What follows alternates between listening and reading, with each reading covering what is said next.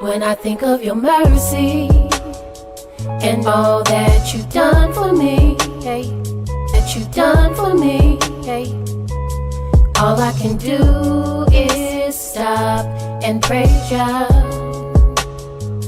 When I think of your mercy and all that you've done for me, all I can do is stop and praise ya, praise ya, hey, praise ya. We really gotta stop, like praise ya. Stop and praise the ancient of days. Teary-eyed and with a smiling face, the praise you gave was already ordained. Stop and praise for keeping you in your lane. Give a praise for breaking off them chains. Before you let somebody steal your praise, think about the spirit in which they came. Think about the energy they gave. Is it worth it? Nope, never, no way. Kingdom we broke into a praise dance. I praise Yah for D4 hug daps. Praise Yahweh for the congregation, and I praise him for the angels, the elders, and all their dedication.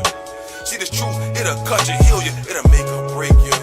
This is a spiritual walk, it's a spiritual ride. Just don't despise the chastisement when you get chastised.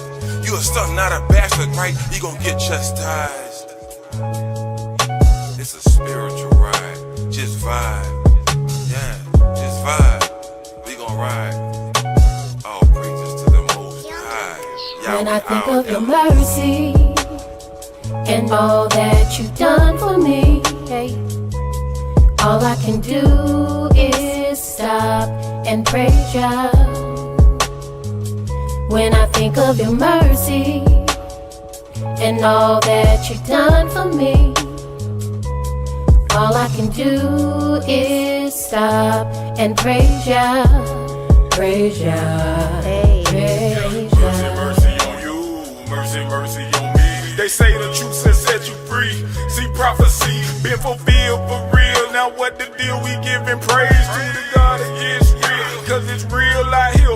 People get killed out here. They robbing steal out here. It's getting hard out here. The love of many wax cold from what I hear. But we backed by the Most High, so who shall you feel? You gotta be bold and righteous to live. The flesh is seasoned wicked. Sin deceiving is vicious. Repentance needed to visit. His mercy too exquisite to miss it. Just proceed to listen. Let's stick to the mission. Believe and receive his blessing. You see, blessings come from above. None of us deserve it. None of us is worthy.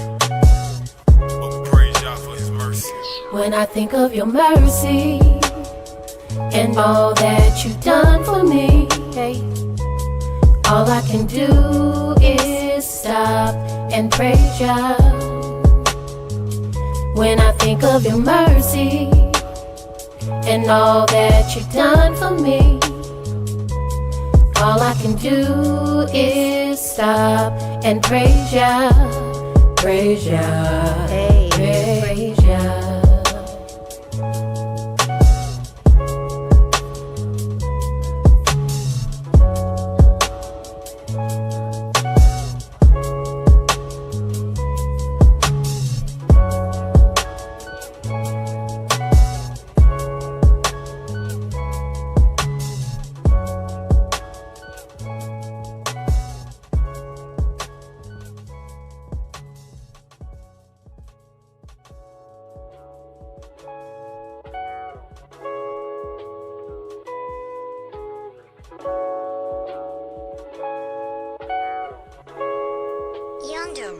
When I think of your mercy and all that you've done for me, hey, all I can do is stop and praise ya.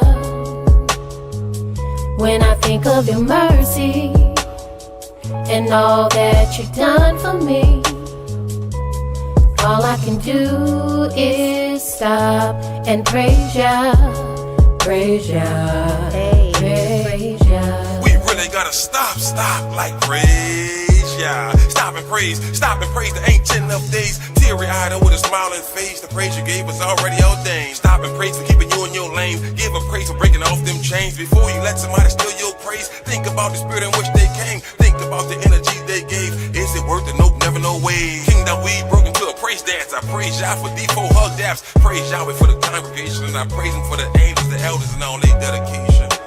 See this truth, it'll cut you, heal you, it'll make or break you. It's a spiritual walk, it's a spiritual ride. Just don't despise the chastisement when you get chastised. You a son, not a bastard, right? You gon' get chastised. It's a spiritual ride. Just vibe. Yeah, just vibe. We gon' ride. All praises to the Most High. When I think of your mercy and all that you've done for me, hey, all I can do is stop and praise ya. When I think of your mercy and all that you've done for me, all I can do is stop and praise ya, praise ya, praise ya. Mercy, mercy on you, mercy, mercy on me. They say the truth has set you free. See prophecy been fulfilled for real. Now what the deal? We giving praise to the God of Yisrael, cause it's real out here. People get killed out here. They robbing still out here. It's getting hard out here. The love of many wax cold from what I hear. But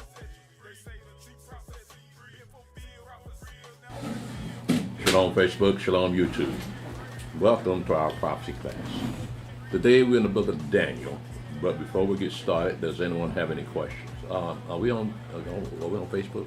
Okay, I don't see it over here. Okay. I just got a little one of your commentaries, Daniel. I don't know why I got it in Daniel 9, but it says Timothy was like Daniel, sickly and told to drink wine. I never thought about that. Well, Daniel what? 9 and what? No, I'm saying it was just something I had underlined. You must have said in one of your commentaries. Timothy was like Daniel, sickly, told to drink wine. Well, it told Timothy to drink wine. That's what I'm saying. Yeah. I never thought that he was sickly. I didn't know that. Yeah, they had some thoughts about Paul being kind of sickly, because in one of his letters he said his letters are bold, but he looks weak. Mm-hmm. Remember that? Yeah. Yeah. So they weren't immune just because they were apostles and prophets. Oh, I mean, no. they weren't immune to physical ailments. But Paul, you look at him, because I never thought about that because it's on the run all the time. Jay. Yeah. Does anyone have any questions? Yes, El. Shalom, El. Shalom. We had 2 questions from a children's class yesterday, and we were finishing up, well, we almost finishing up the book of Ecclesiastes. The first question is from Ecclesiastes chapter 4, verse 14.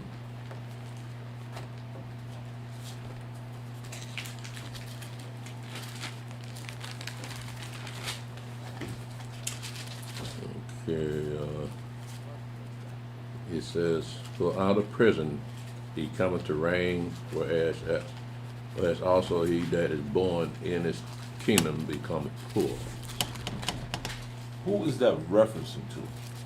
Because I got conflicting. My first thought when I seen, I thought about Yahshua, but he wasn't in prison. Well, you have to look at verse 13 too. Okay. It says, "Better is a poor and a wise child than an old and foolish king, who will no more be admonished.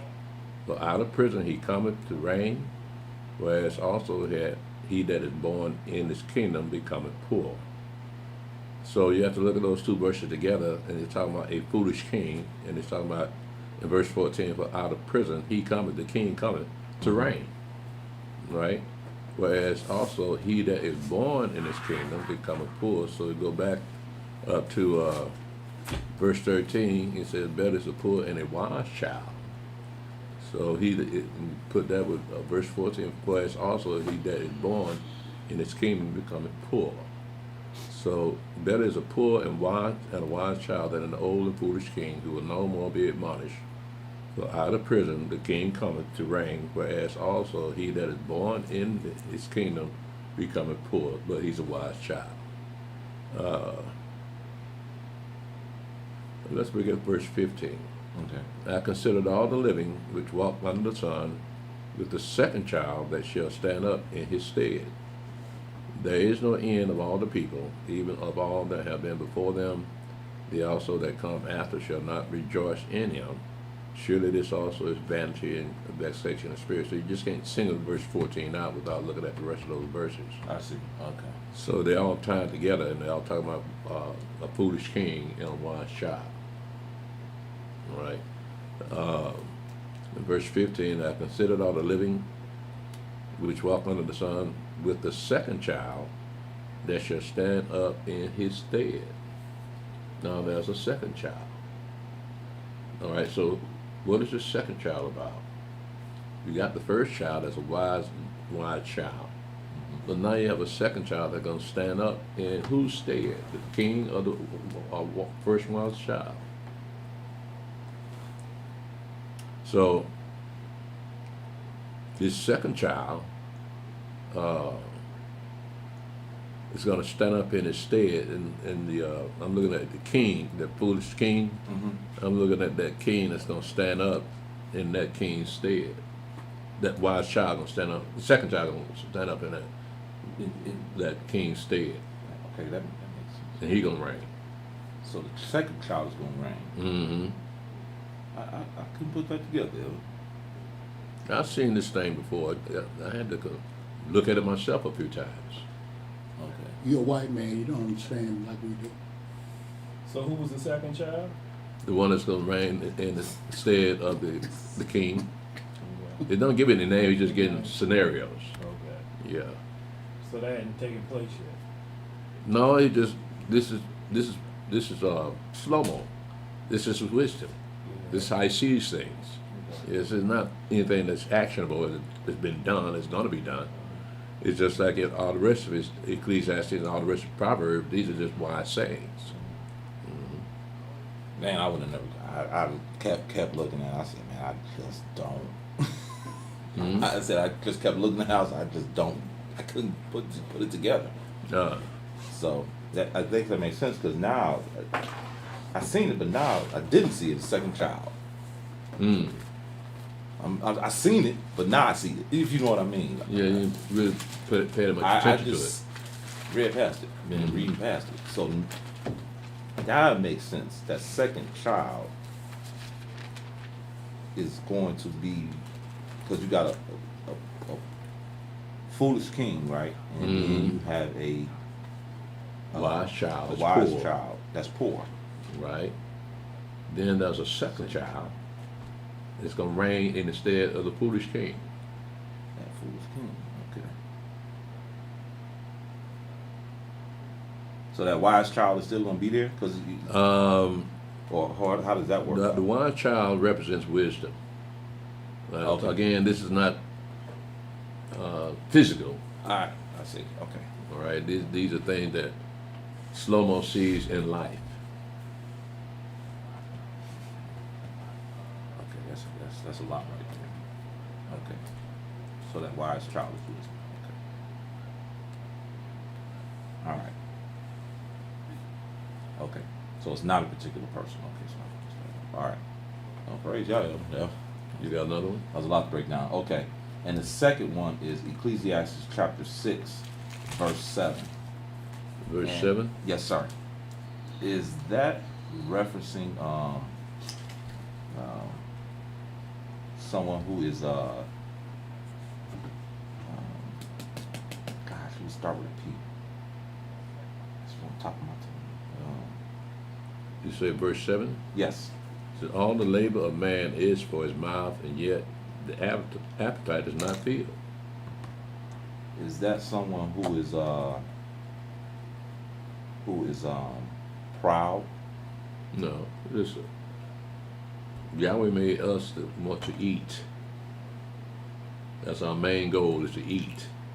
That's how we sustain ourselves. Okay, and that's what I was explaining with the mouth part. But I didn't. So this is That's actually it about says- physically eat. Yeah, physically eat. Fine. Because, I mean, that's the way Yahweh made us, that we have to consume something to survive. Okay. Right? So in verse 7, it says, all the labor of man is for his mouth. That's why he's working, so he can eat. Right? And yet, the appetite is not filled. He's going to get hungry again. I mean, it'd be filled for a moment once he finishes eating, but later on, he's going to be hungry again. So the appetite is not filled. Okay. All right. Because I explained in the sense that I knew the mouth, you can only do two things with the mouth, eat and talk, basically. But when I said the appetite is not filled, I was thinking of someone who is gluttonous. No, not necessarily gluttonous. Just he's just going to get hungry later on. He's going to be, okay. So Yeah. I overthought it. Yeah, Okay. that it. That's it, Elder. Praise y'all, appreciate it. Uh-huh. Yeah, that 12 to, that chapter 4 though, 12 through 16, that really was a breakdown right there. Mm. Praise y'all. I couldn't get, I wrapped my mind around that for, I said I can't get it. Mm-hmm. But I didn't connect all of them together. Right, I looked at just that one verse. right. And then when you said about that second child, I just totally didn't see that. Mm. I seen it, but I didn't see it. Right. They say, but the man don't work, he don't eat. Ecclesiastes That is. chapter 4. Mm-hmm. 12 through, the question was out of 14, but Elder broke it down from 12 through 16. Gotta have a teacher. Man, I tell you, I was stumped. I really appreciate that, Elder. Praise God.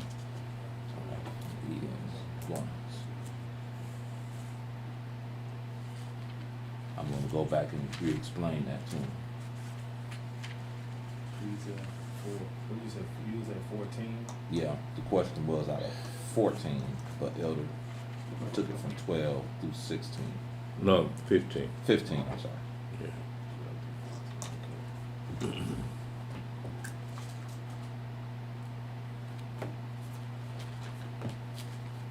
I can see why he was the wisest man. Slow-mo. Who? I said I can see why he was the wisest man. Oh yeah, yeah. He had some heavy duty stuff there. Yeah, that's, you just can't. Yeah, you got to read it for a while. Any more questions? All right, then. Well, let's go ahead and get started. Again, we are in Daniel chapter 11.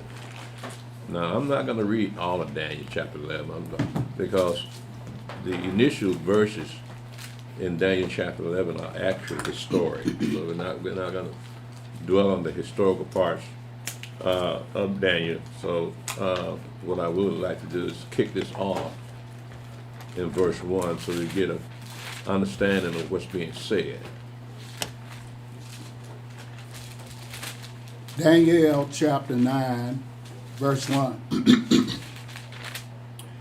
In the first year of Darius, the son of Ahasuerus, Hold on. 11. Daniel chapter 11. I keep missing. I did that yesterday, didn't What's wrong, Steve? I? Joe Biden. I get it right sooner or later. You messing with me. Daniel chapter 9, verse 11. Chapter 11, verse 1. Oh, okay. You looking at chapter 9? Mm-hmm.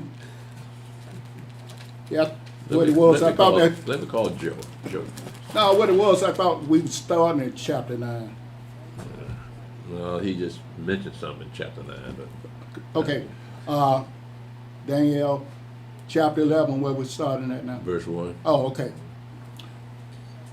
Also I, in the first year of Darius the Mede, even I, stood to confirm and to strengthen him. Now, understand who Darius the Mede is. He's that same Darius that came and took over Babylon from Belshazzar. Remember, Belshazzar had a vision of a handwriting on the wall? And so with that vision, Daniel told him that he saw some letters that he didn't understand. But that night, after he found out what it meant, Darius the Mede came in and took over Babylon. So this is that same Darius the Mede that he's talking about here. Now this is the angel talking. Okay, it's going on from chapter 10.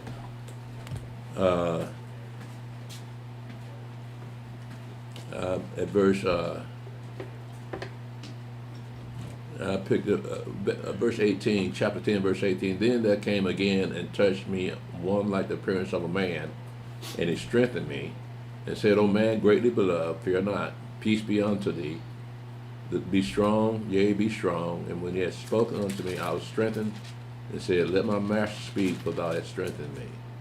Then said he, Knowest thou not wherefore I come unto thee? And now will I return to fight with the prince of Persia.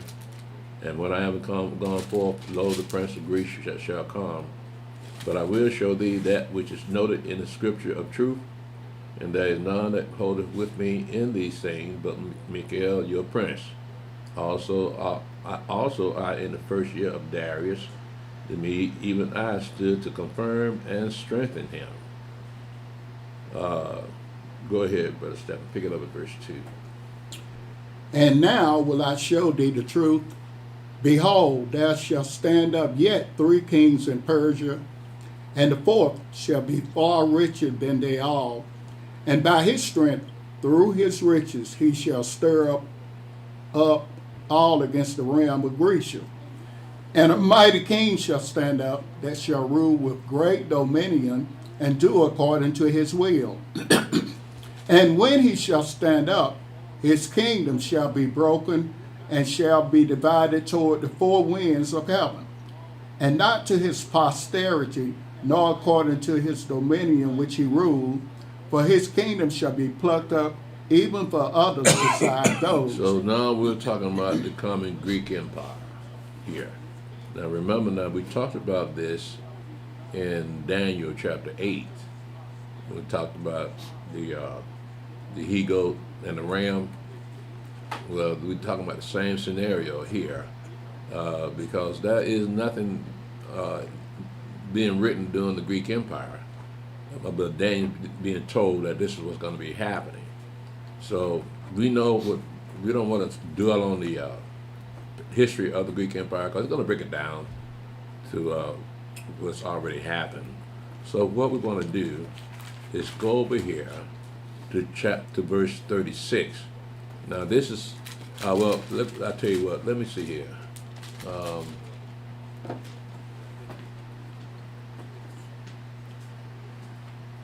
Brother Stephen, pick this up in Daniel chapter 11 and verse 27. Now, the reason I'm starting here is because now we're about to see the Roman Empire about to come on the scene, but also we're going to see the Maccabean Wars in these verses here. So pick it up at verse 27, Brother Stephen. Daniel chapter 11, verse 27. And both these kings' hearts shall be to do mischief, and they shall speak lies at one table, but it shall not prosper, but yet the end shall be at the time appointed. Mm-hmm. Then shall he return into his land with great riches, and his heart shall be against the holy covenant, and he shall do exploits and return to his own land. At the time appointed he shall return and come toward the south, but it shall not be as the former or as the latter. For the ships of Greece shall come against him, therefore he shall be grieved and return, and have indignation against the holy covenant. So shall he do. He shall even return and have intelligence with them that forsake the holy covenant. Now again, in verse 29, it says, at the time appointed he shall return and come toward the south. That's Egypt. But it shall not be as the former or as the latter. For the ships of Chittim of Greece, but these are not Grecian ships. These are Romans using Greek ships, because the Roman Empire is about to come on the scene.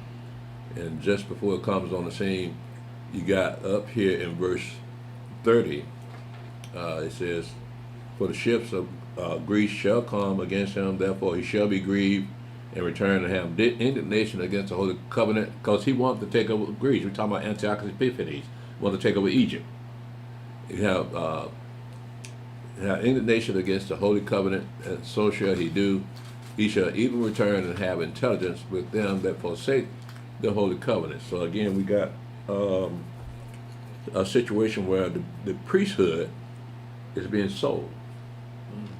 As a matter of fact, not, from this point on, there are none the Aaron seed being priests.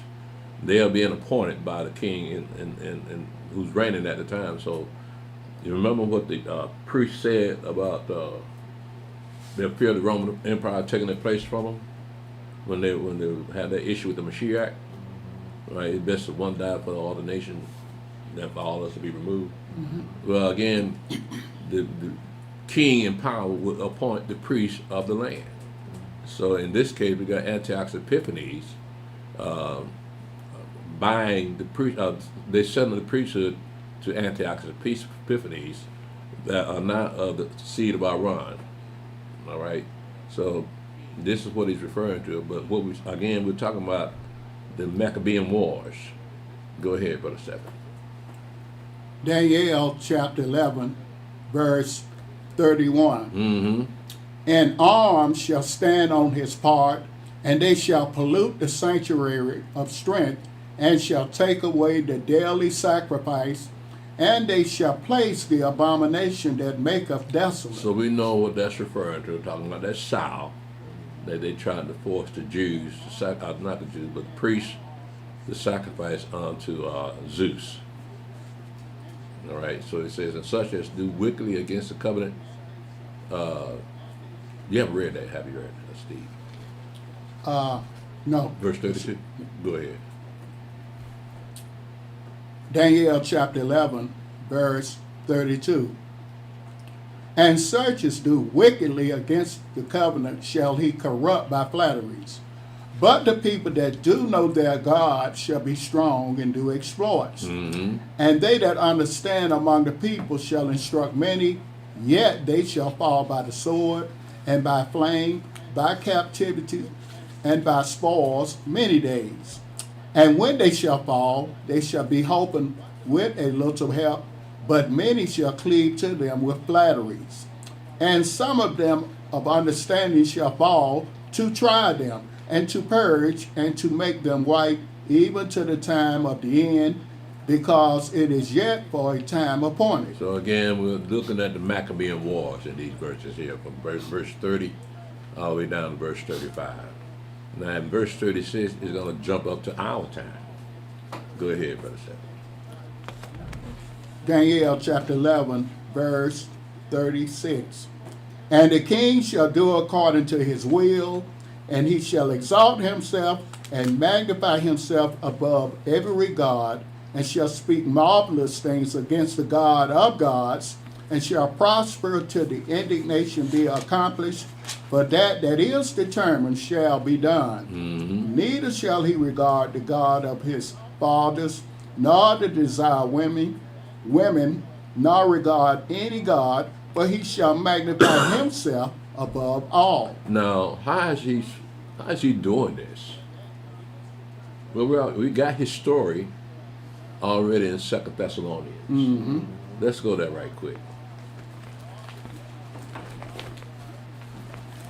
So all this ties in together.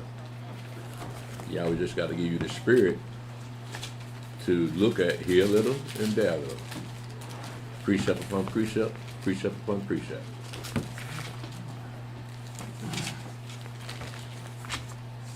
In 2 Thessalonians chapter 2, Brother 7, read verse 1 through verse 12. Now we're talking about the same guy here. It says in Daniel chapter 11, verse 36, it says, and the king shall do according to his will, and he shall exalt himself and magnify himself above every god, and shall speak marvelous things against the God, the Elohim of gods, and shall prosper till the indignation be accomplished, for that is determined shall be done. Neither shall he regard the God of his fathers, nor to desire women, nor regard any God, for he shall magnify himself above all. So that in itself points to the Pope, because he's not going to have a desire for women. And I don't recall when the last Pope was married, but most of the recent popes have not been married. So this points again to that Pope. So let's pick it up in 2 Thessalonians chapter 2, brothers. Talk about the same guy, this king, in 2 Thessalonians chapter 2. Now we beseech you, brethren, by the coming of our Adonai Yeshua the Mashiach, and by our gathering together unto him, that you be not soon shaken in mind, or be troubled, neither by spirit, nor by word, nor by letter, as from us, as that the day of the Mashiach is at hand. Let no man deceive you by any means, for that day shall not come, except there come a following away first, and that man of sin be revealed, the son of perdition, who opposes and exalted himself above all that is called Elohim, all that is worshipped, so that he is God, sitteth in the temple of God, showing himself that he is God. Remember you not that when I was yet with you, I told you these things. And now you know what withholdeth, that he might be revealed in his time. For the mystery of iniquity does already work. Only he who now letteth will let, until he be taken out of the way.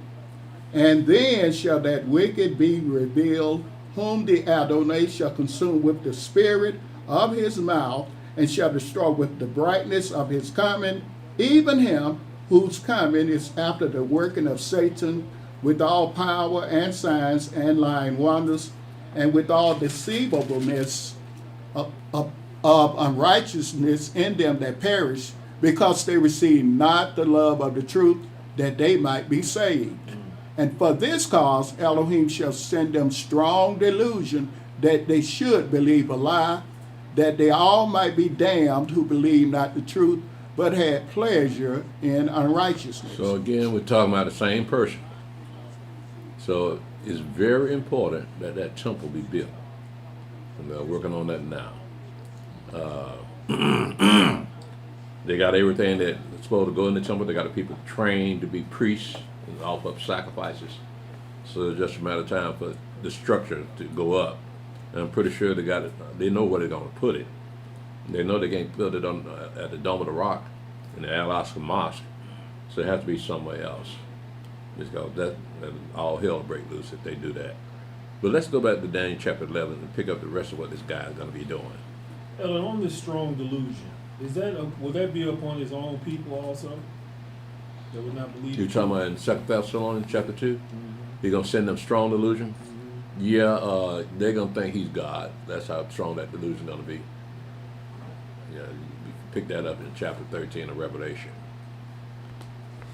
Because we got the same thing here, because he in verse Daniel chapter 11, it says, he shall exalt himself and magnify himself above every god, and shall speak marvelous things against the God of God. So we're talking about the same guy that we're referring to in 2 Thessalonians. So with this last pope we had, he's kind of laid back, doesn't say too much. You don't hear nothing about him. He's not pleased with America for kicking these illegal aliens out. Talking about this pope right now? This pope now. Yeah. Yeah. So I don't know who it was, it might have been Trump, but somebody said, well, why don't you take him over to the Vatican? You don't have them kind of people coming in your place at all. I think he's, they grew up, gosh, I seen it this week, yo. I thought about you because they've drawn up some plan for God, this peace treaty. And I know Putin's not sitting on that, and Xi Jinping is not sitting on it, but they asked Trump and other major world leaders are signed off. The something about peace. Yeah, you know what I'm talking about, right? Yeah. This brand new organization supposed to rival the UN. Mm-hmm. So Trump complaining the UN ain't doing that. Right, exactly. Yeah, we talking about the same thing. So, like I said, Putin and Xi Jinping didn't sign up on it, but he asked the Pope to sit on there. Oh yeah? Yeah, he did. He asked the Pope. So the Pope didn't give him an answer yet. So we gonna see. They saying he kind of 50-50 on it, but he did ask him, do we want to sit on this peace agreement? I can't see him accepting that unless he's in a leadership role. And Trump already said, I'm going to be king of this bad boy. and that's what I was thinking of because I was going back to what the Bible says. He got to be alone on this thing, right? The Pope, like, it can't be nobody else. Right. So I was like, that's interesting. He asked him. He didn't say no, but he didn't say yes also. He's not going to go for it. I don't think so. No, he's the Pope. Yeah. Yeah. He don't sit under nobody. That would go against this, what we just read. Okay, I figured that. So what's happened, it also reflects what we just read here about this particular guy, this king, and what we read in 2 Thessalonians. It reflects on Isaiah chapter 14. Let's go there.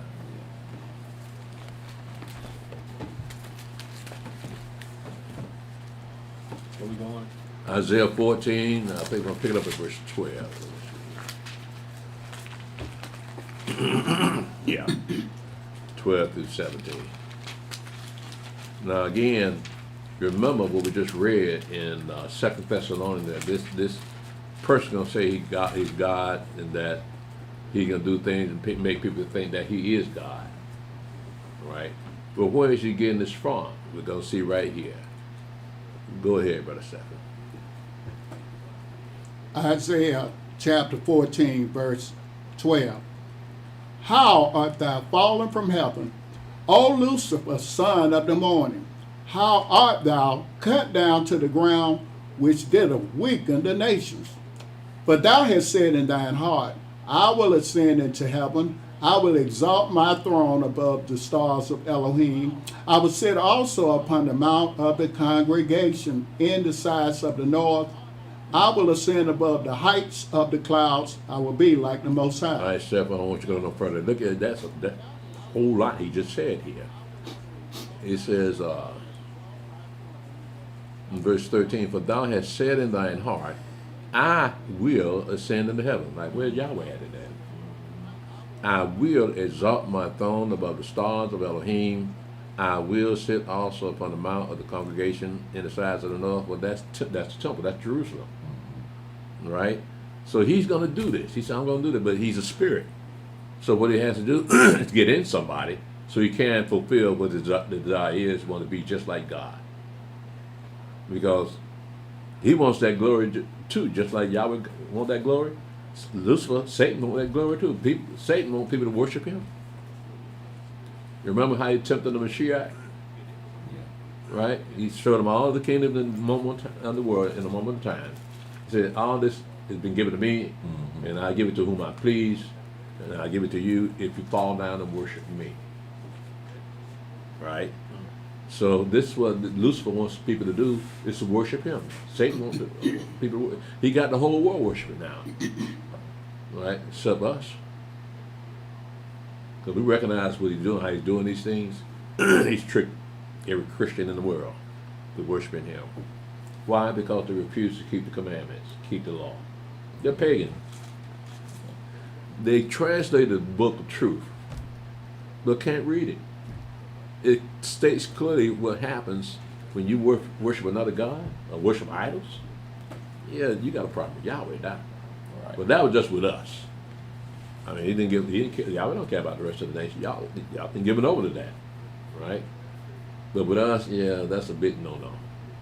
So what we have here is Lucifer finally getting in a position for people to worship him by entering into this man that we just read about, the 2 Thessalonians.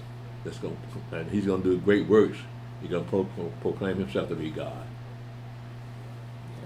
So that, again, that we're looking at the things going to be happening in our time, Yahweh willing. Because we see the nations still don't trust America. They don't trust Russia, China, and now America. They don't trust because of what Trump been doing. Right. He's scared them to death, man. What the hell he doing now? Snatched up a president out of his own country. Then go to Greenland. I want Greenland now. One thing after another. Yeah, and tell him what he got coming next. And it seems, you can see, we think those are big events, but it's been orchestrated by something else. It's something overriding everything he's doing. We don't know yet. What you mean? I'm saying it's all leading up to America being destroyed. Oh, yeah. Yeah, and New World Order. Yeah. But they really covering this thing up, having everybody hating Trump and focusing in on Trump. Yeah. You know, like you say, we don't want to really know what's going on. Yeah. I mean, a lot of people put a lot of hope in Trump. Right. But he making some deals and things like that, but nevertheless, it's not going to work Yeah. because America has to fulfill the prophecy. They looking at this man like he a savior. He can't solve the world problem. But what he's doing is running America like a corporation, because that's what it is. America's a corporation. He one of started those- off with us, didn't it? One of those news anchors. I'm saying slaves mentioned that. and people, you know. America became a corporation in 1871. Yeah, I know, but I'm just saying it's always been by capitalism and free labor and everything, make money. Yeah, When they brought us over here, I know, but nevertheless, it's always been a corporation, that's what I'm saying. right? Yeah. You to CNN, and don't act, I think it was a clip. They were arguing back and forth, two anchors, and that's what one of them said. He said, "Man, that Trump, he's running this country like a corporation," and the other one said, "Well, technically, if you look at history, America is a corporation." That's what It was like a little snippet, and somebody, you know, when found it, snapshot it, and put Oh, it yeah? on viral. Oh. Yeah, because you had all like 18 million people. Like, you go through the comments, and everybody's like, "Yeah, he is running like a corporation." it's always been about money in America, right? Yeah. Well, that's what corporations are. America, most of the wars in the world, America started all this stuff, right? The bankers. Well, I mean, you look at World War II, Japan dropped that Pearl Harbor, so they kind of started that. Yeah, but it was something else. Didn't you say America imposed an embargo on Japan? No, Yeah. that's what pissed them off. They ignited that whole thing. Right. Yeah, but But it and was they- something they were doing. I think it was because of something they were doing to the Chinese. That's why they had that all embargo. And then I think you said something else. Quote me if I'm wrong. Didn't you say the Roman Catholic Church had something to do with the Vietnam War? I don't recall saying that. I said that. Roman I Catholic. looked it up. I think you're true. They had something. They was in the midst of that. Now I know it was about the aggression of North Vietnam, trying to impose communism some on North Vietnam, and it was undeclared war, right? And America just got hung up in it and didn't do nothing, just pull out of it like they did Afghanistan. Yeah, I mean, I imagine the vets, man. The vets probably pissed off about Yeah, that they were. because they didn't win the war. We had one that came to the camp, and we asked him years ago. I had been in this worry about maybe 3 years. I asked him, brother, what do y'all do over there in Vietnam? Brother said they would tell us to withdraw from this parallel, go so far ahead and withdraw. I said, man, all we did was smoke herb. Fool with them Asian women. Yeah. That's what he said. I mean, they had movies about that timeline, man. They did have had sex with them women. Yeah. Yeah. Let's go back to Daniel. I just wanted to, Shan texted me. He said it's called the Board of Peace. The Board of Peace? Yeah. That's Okay. What it is. Yeah, I forgot what it was. Board of Peace. Yeah. Thanks, Negro. What did he say? He said, thanks, Negro. You got a lot of nerve, man. Man, Shan, y'all been getting on me for 2 weeks. Man, we ought to burn a cross in front of his place. He's been doing it to us. Right? That'll teach you. Well, I don't know if that's gonna stop him though. It didn't stop y'all. They got worse. Y'all still get on white folk nerve. So let's go back to Daniel chapter 11.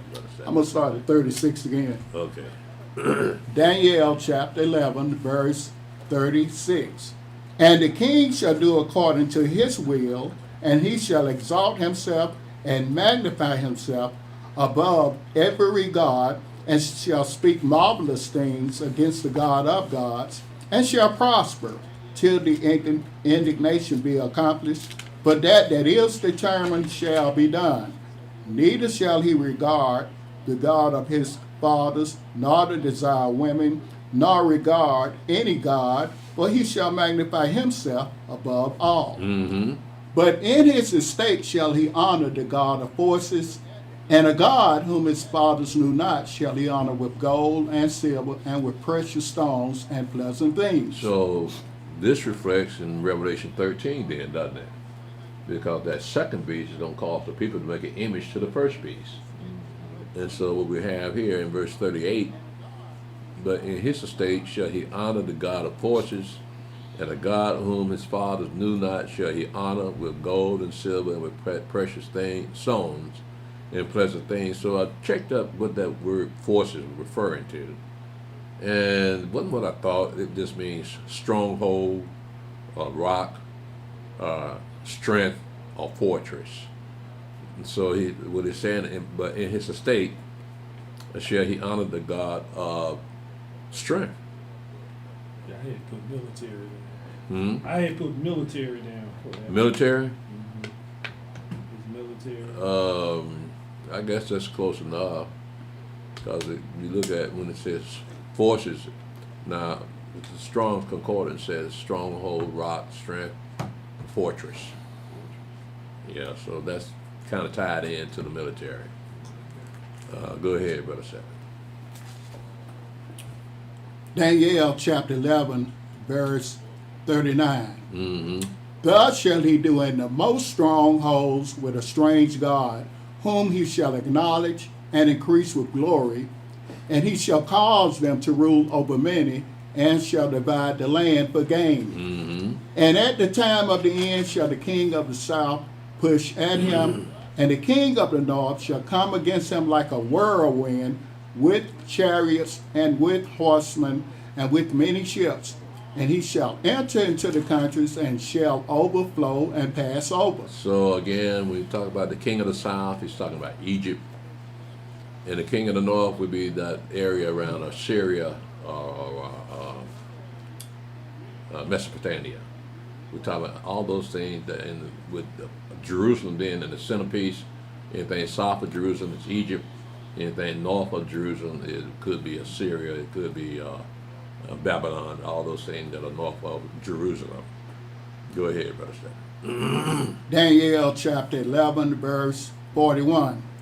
He shall enter also into the glorious land, and many countries shall be overthrown, but these shall escape out of his hand, even Edom and Moab, and the chief of the children of Ammon. So they must be still here. That's right. If they're going to be escaping out of his hand, they are still here. Moab and Ammon and Edom, they are still here. That's why I pray Yahweh El Yaakov showing us who Moab and Ammon are. They're in the land now, but they're getting bombed the hell out of. Who's doing it? Edom, Esau. But they'll be part of that one world order. Yeah. They got to be around, right? Yeah, What's to rule over for a minute, right? Right. Now, when I asked a Christian about Edom, they try to cover their butts about Edom. They say Edom doesn't exist in the law. Oh, really? Yeah, Moab and Ammon, they don't have no problem with them, but Edom, he's dead. But I say, where's that in the Bible where he ceased to exist? You know, well, and I told him, I said, Edom are the people over in Israel saying they are us. He said, no, they are the original Jews. I said, no, the Bible doesn't say that. Mm-hmm. Yeah. So, Well, there's some Gentiles that are starting to speak up about that too. I'm not talking about Candace Owens. mm-hmm. She putting that thing on blast. But there's some Gentiles that say these people over here are all Europeans. Right. These are not the Jews of the Bible. These are not the children of Israel in the Bible. These are Europeans calling themselves Jews. And as I mentioned before, they refuse to allow anyone to do any DNA tests over there in the land of Israel. But they know what's done to show. Yeah. And the Ashkenazi, people that call Ashkenazi Jews, they're surprised that they're not really Jews. They're European religious converts. They just not finding out. They just not finding out they're not Jews. Yeah. That's all. Well, they just like us. We just finding out we are. Oh, there it is, right there. My nice contrast. Yeah. Go ahead, Steph. Daniel chapter 11, verse 42. Mm-hmm. He shall stretch forth his hand also upon the countries, and the land of Egypt shall not escape. But he shall have power over the treasures of gold and of silver, and over all the precious things of Egypt. And the Libyans and the Ethiopians shall be at his steps. Mm-hmm. But tidings out of the east and out of the north shall trouble him. Therefore he shall go forth with great fury to destroy and utterly to make away many. And he shall plant the tabernacles of his palace between the seas and the glorious holy mountain. Yet he shall come to his end, and none shall help him. Now, this is already happened. The Pope has a residence in Jerusalem right now. Okay. And so at some point he's going to end up in Jerusalem. And that'll be toward the end of that 3.5 years of Great Tribulation. But he himself has to be captured. And that would be when the Mashiach shows up with all the hosts of heaven coming with him. So we got, again, just a small snippet of what's going to be happening in the future. And so we can see the actors that are going to be part of that future already on scene, on the set. So a lot of white people, a lot of Americans think that JC on the way. And because they can see all the trouble out here. But what they don't understand is America will not be here to see the return of the Mashiach. That goes back to what you said. At least they try. They try. They try. Try to understand. They want to this be book. part of this book so bad. They can't. It wasn't given it. Wasn't given it yet. They even painted pictures of themselves in our story. Check that out. But well, they say, what did they say? Imitation is the sincerest form of flattery. Mm-hmm. So if it wasn't for the way that they treated us, we'd be flattered. And you know, Elder, I've watched some of those documentaries. Those politicians now even talking about what's in the Bible. Oh, yeah? Yeah, they're saying a lot of things. You know, it's all out of context. But everybody in there's trying to get close to God. So they say America ain't what she used to be, and they know anytime America, well, like you said, he filled America with men like caterpillars. They see Right. all this crap going on with these illegals and everything. Right. And say, what the hell going on? This Right. happened overnight.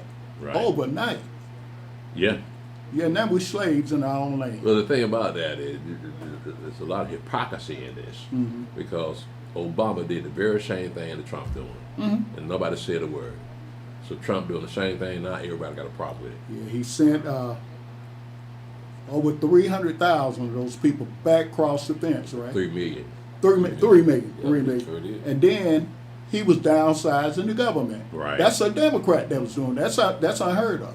I know. And Bill Clinton, he did it, but people don't know, Bill Clinton always said, Ronald Reagan is my role model. So he was not a Democrat, he was a Republican. Right. Yeah.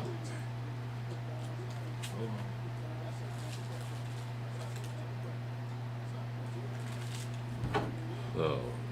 Yeah. But these are paid protesters. And so anytime ICE take one of them out, it's big news all over America. Say, oh, look how bad ICE is. They're killing people out here. They're murdering people. They're the Gestapo. Right? Nice. Now, the same folks did the same thing on Obama. And again, nobody said a word. But again, what it is these people hate Trump so much that they're paying people to act a fool out there and mess with the federal government. You don't go up against the federal government. They got guns. What you got? Mouth. That's all you got. And you testing these people, and now the court just said that the ICE people can do what they want to do. I heard that. Yeah, so and they can come in your house without a judge's warrant. You got full immunity. Yeah, yeah. So you going up against them with no guns because you know better. Because you come there with a gun, they will kill you. So that search and seizure thing is been thrown out the window, huh? Yeah. Okay. Well, because like you said, they pay protesters, right? Right. And they're not protesting. They're aggressive. Yeah, they're attacking. Before Kavanaugh signed off and said, "Hey, we're giving you immunity," those, I say they were very reluctant to do anything. They'll push them off and maybe spray them with some mace and stuff, because those people coming up in their face, you know what I mean? I mean, and taking their cars and using it as shields, using their body as shields for cars. So before then, they was real aggressive, and then got to a point to where they started hurting these people. So now it's like, well, wait a minute. Okay, well, you can't just go run over a police or some law enforcement agents. No, because that's a weapon. That means you can get killed. They wouldn't do that to a policeman. No. So this is federal. This is ICE. You don't do that to them either. Yeah. And they can shoot to kill. You ain't got to have what's it called? Immunity. They got immunity. Yeah. So you come at them aggressively, they got the right to kill you. Yep. And that's Just like if you go against aggression against a policeman, he got a right to kill you. Yep. And that's the other one that got killed yesterday. So I guess that's two now. Somebody else got killed. Yeah. Yesterday. Yesterday? Yeah. Yeah. Is that the same one that had a gun on him? It was he was a nurse. A nurse. Yeah. Was out there. He didn't make enough money being a nurse. Shot about 7 times though. Yeah. But 7 times? You look at the Oh, they photo. meant for him to go. But look at the photo, Elder. Look at the photo when you see it. Okay. Huge. Oh yeah. Oh yeah. Saul sent it to me last night. He said, "Look at this photo of the person they killed." You saw. Man, yeah. I mean, it's overt. You look at, as soon as you see, I'm gonna show you the picture. As soon as you see the picture. Now they shot So- him how many times? It's actually 7 times. They meant to kill They him. sending a message, ain't Yeah. But it don't seem to matter some of these people, because they still coming up against him. they? They want to be martyrs. They going, Yeah, but you don't see much of Jacob in there. well, they showing aggression towards them, but they don't want them to be aggressive to them.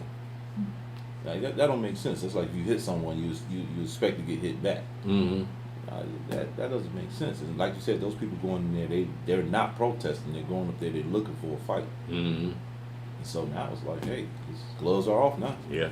They trying to put that race up and trying to tie people in it, but we ain't going for it. You know, I mean, you was talking about it yesterday. If the police arrest you, arrest one of our people, you white people, you pay the agitators, go snatch him out the car. Or if they about to put him in the car, get in between them. And they want to rile up our people. Man, we ain't falling for that. No. No. We have fallen for a whole lot of stuff since we've been in this country, but that one, we ain't got no, like you said, we have no dog in this fight. Why even participate in it? Right. Yeah. Right. Because we know something they don't know. We've been dealing with this thing for 400 years. Mm-hmm. Right. And them white folks trying to get us all riled up to get involved with that crap. Say no. Mm.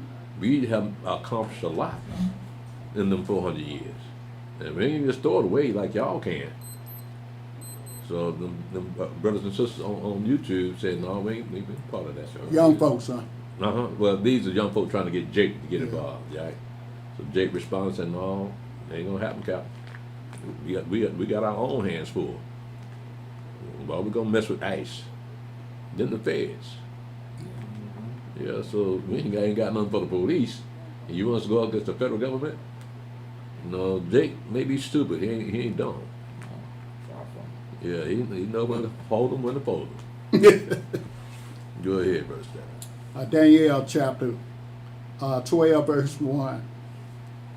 And at that time shall Mikael stand up, the great prince which standeth for the children of thy people, and there shall be a time of trouble, such as never was since there was a nation, even to that same time. And at that time thy people shall be delivered, every one that shall be found written in the book. So again, look at a scenario that's coming to pass. We got to come out of that wilderness and take back our land, right? And that's going to cause all those armies to come up against Jerusalem. And it says here in verse 1, and at that time shall Mikael stand up, the great prince which standeth up for the children of thy people. And there shall be a time of trouble such as never was, and since there was a nation even to that same time.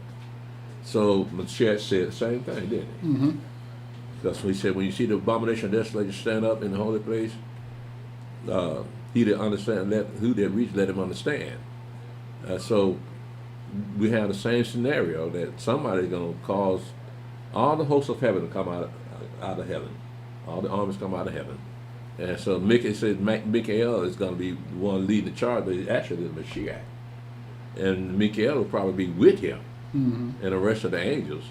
So people see how powerful Michael is, and you're going to fight against this angel? You got one angel that wiped out 185,000 people at one time, overnight. And you going to fight against these people? And then they look black. The angel look black. That should scare them right there. I remember that white boy told me. Huh? I'm gonna be right there. Rapture. I remember that white boy on my job said, "Oh, go ahead, bro." No, tell me Zach something. He said, "When Jesus come out the sky, y'all the one gonna be surprised." Who said that? This guy on my job years ago. Now he had the wrong name, Yeah. but he know what the Messiah looked like. He said, "My dad taught me when I was 5 years old, Christ was black." Oh, really? Yeah, He must not have been from the South. yeah. He from the South? Mhm. They never told us.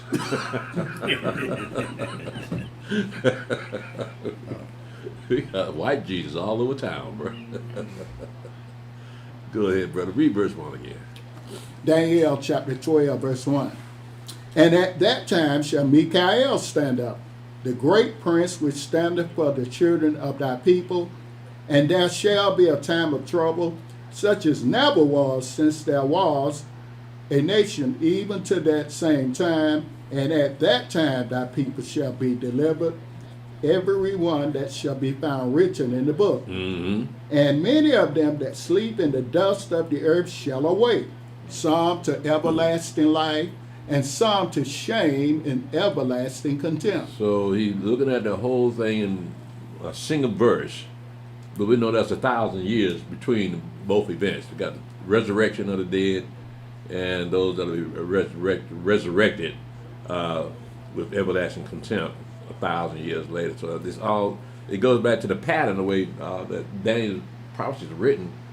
It makes it sound like everything's happening all at once, but it actually is happening over a period of time. And so what we have here is, again, in verse 2, and many of them that sleep in the dust of the earth shall awake. That's the resurrection.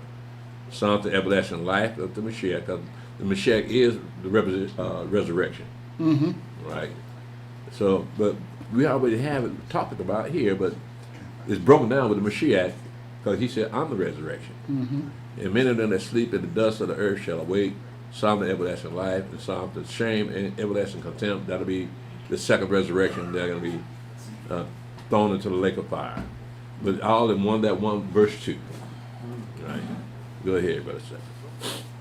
Daniel chapter 12, verse 3. Mm-hmm. And they that be wise shall shine as the brightness of the firmament, and they that turn many to righteousness as the stars forever and ever. Mm-hmm.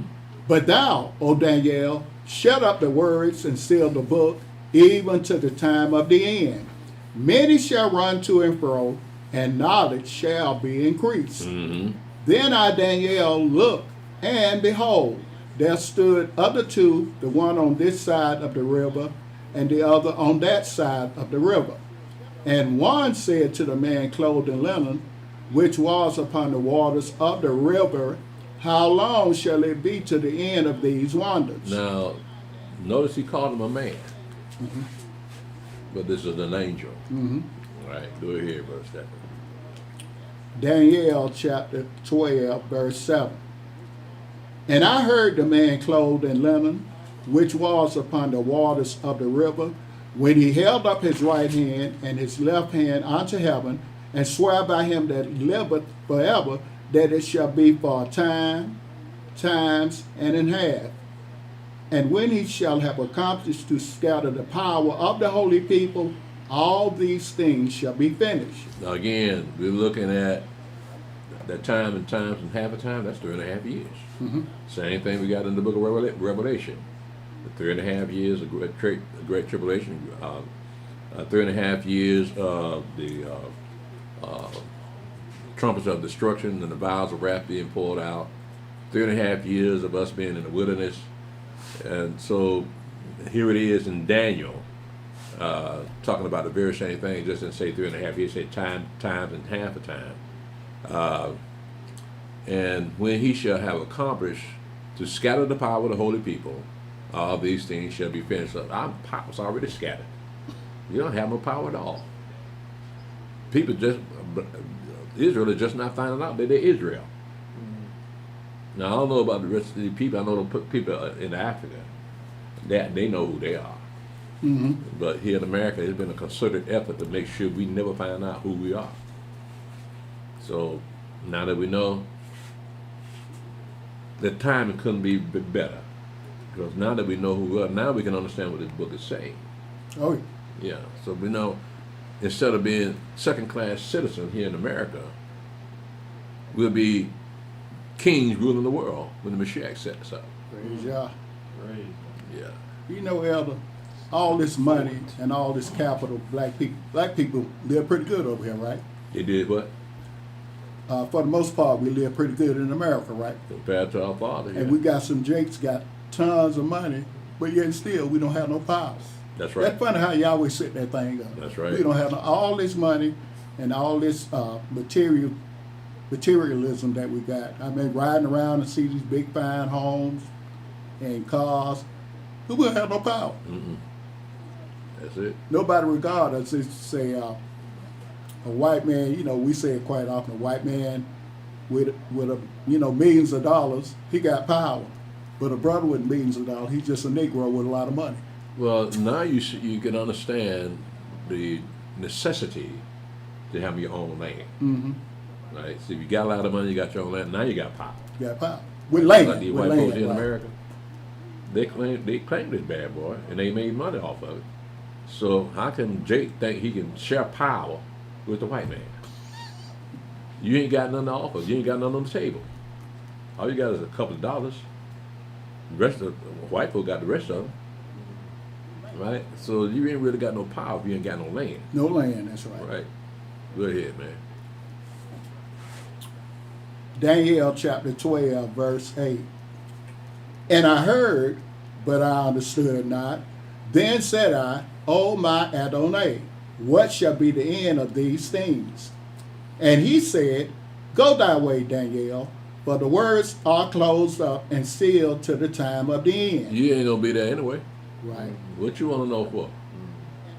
Right? So that's just like the disciples asked the Mashiach about that certain disciples, what about him? He said, if I wanted him to be here till I get back, I'd tell you. So come with me, don't ask no more question about him. So what is that to you? Yeah, what is that to you? Uh-huh. Yeah, what is that to you? Mind your own business. Right. So we got the same thing here. Go that way, Daniel. Mm-hmm. We just want you to write it down for a future generation. Right. Go ahead. Daniel chapter 12, verse 10. Many shall be purified and made white and tried, but the wicked shall do wickedly, and none of the wicked shall understand, but the wise shall understand. Mm-hmm.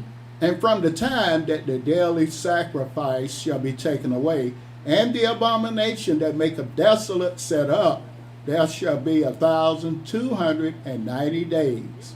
Blessed is he that waiteth, and come to the 1,305 and 30 days.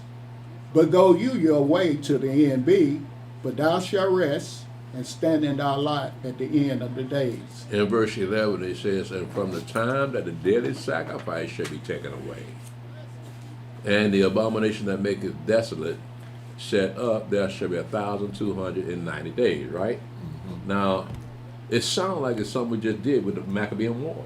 Mm-hmm. It's because they did sacrifice a sow and made the sanctuary desolate because of the uncleanness. All right, but that's going to happen again. Because again, we got a temple. Remember that temple got to be built, and it says here, and from the time of that the daily sacrifice is going to be taken away. So they're going to be sacrificing again. They already got the altar already built. It ain't working right, but it's still built. I imagine they have to build another one. But that we got the same scenario is going to be set up here, right? Esau going to be making daily sacrifices, and this man going to make him stop. And then it says, and the abomination that maketh desolate should set up. Right, so that who is the abomination? What is the abomination? Is it a pig or a man? There's a man. It's a man. Mm-hmm. That's what Mashiach said in chapter 24 of Matthew. Mm-hmm.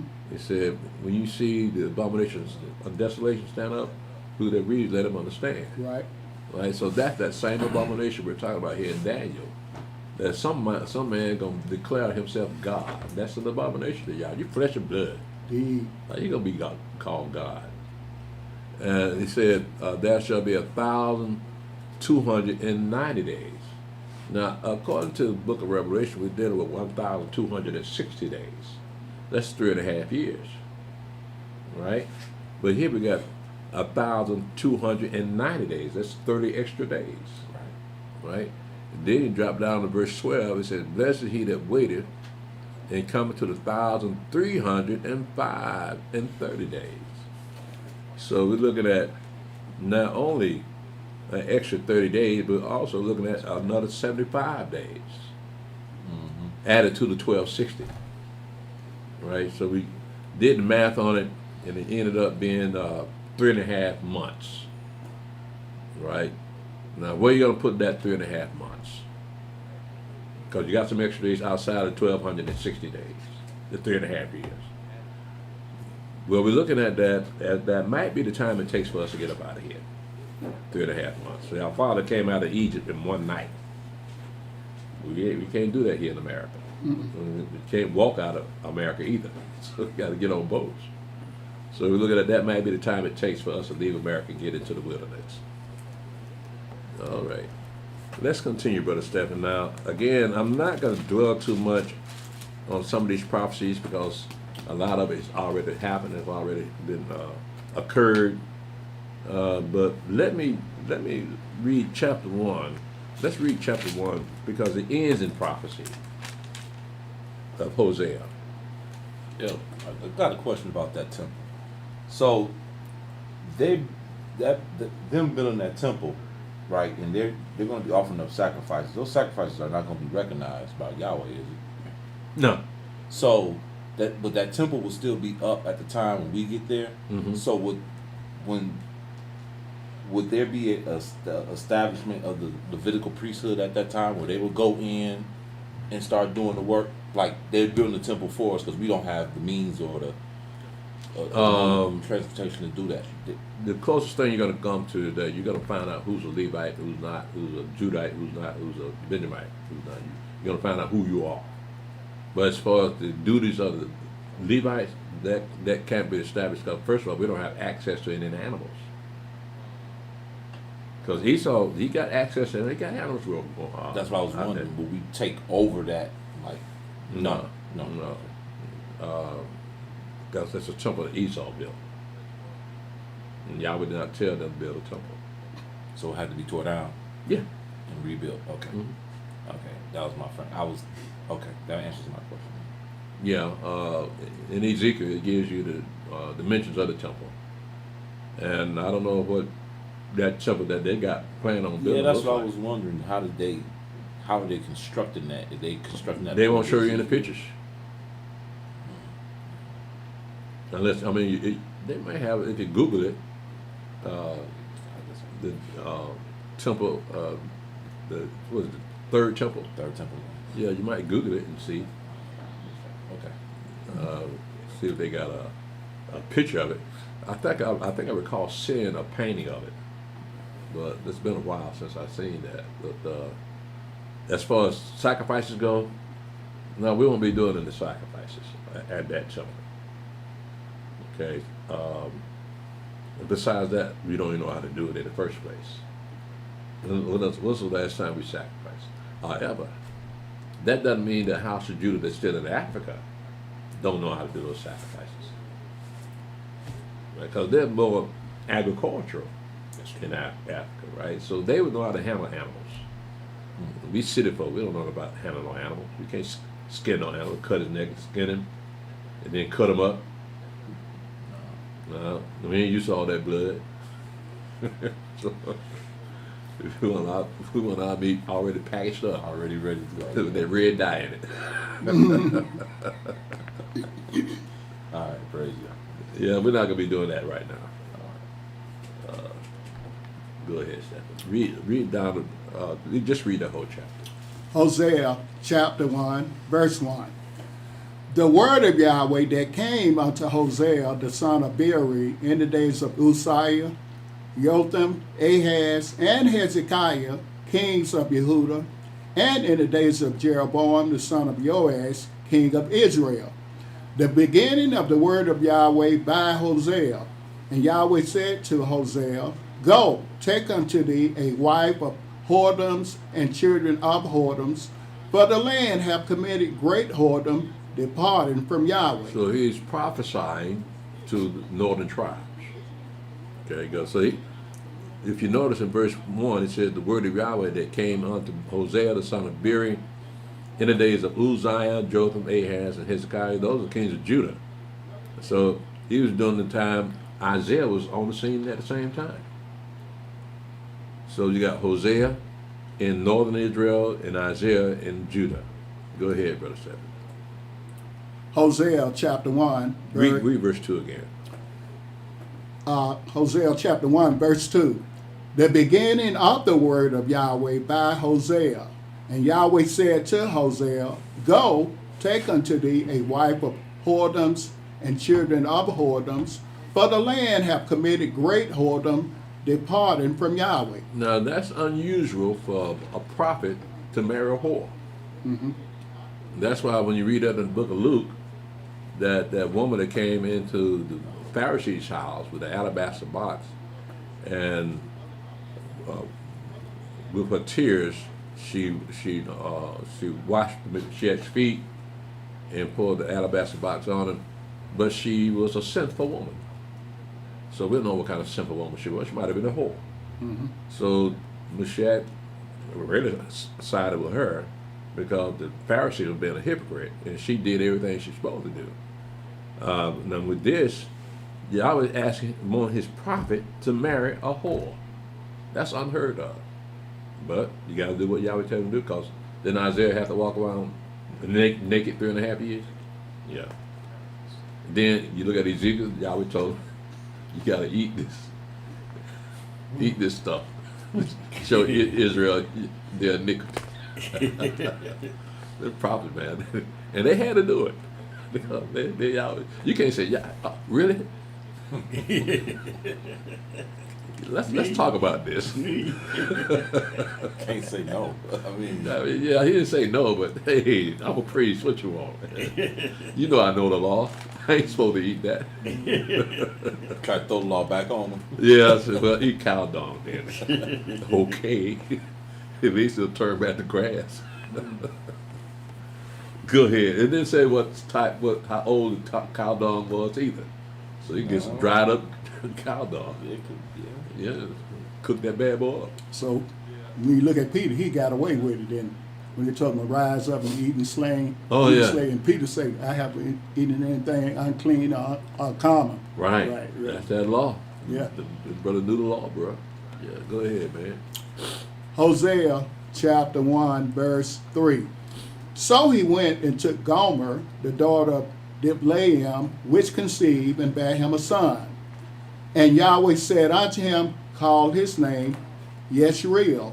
For yet a little while, and I will avenge the blood of Yisrael upon the house of Jehu, and will cause to cease the kingdom of the house of Israel. Mm-hmm.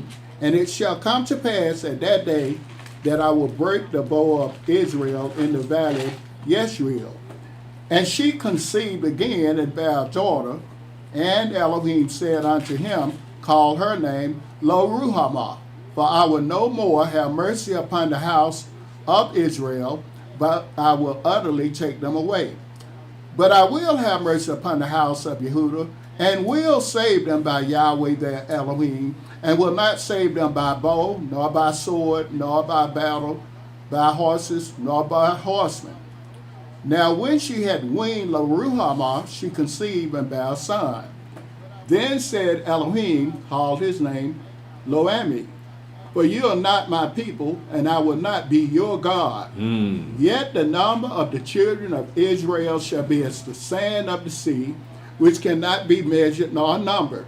And it shall come to pass that in the place where it was said unto them, you are not my people, there it shall be said unto them, you are the sons of the living Elohim. Then shall the children of Yehudah and the children of Israel be gathered together, and appoint themselves one head, and they shall come up out of the land, for great shall be the day of Yisrael. So we know when it says it's going to appoint them a head, we know that's probably Mashiach himself. All right.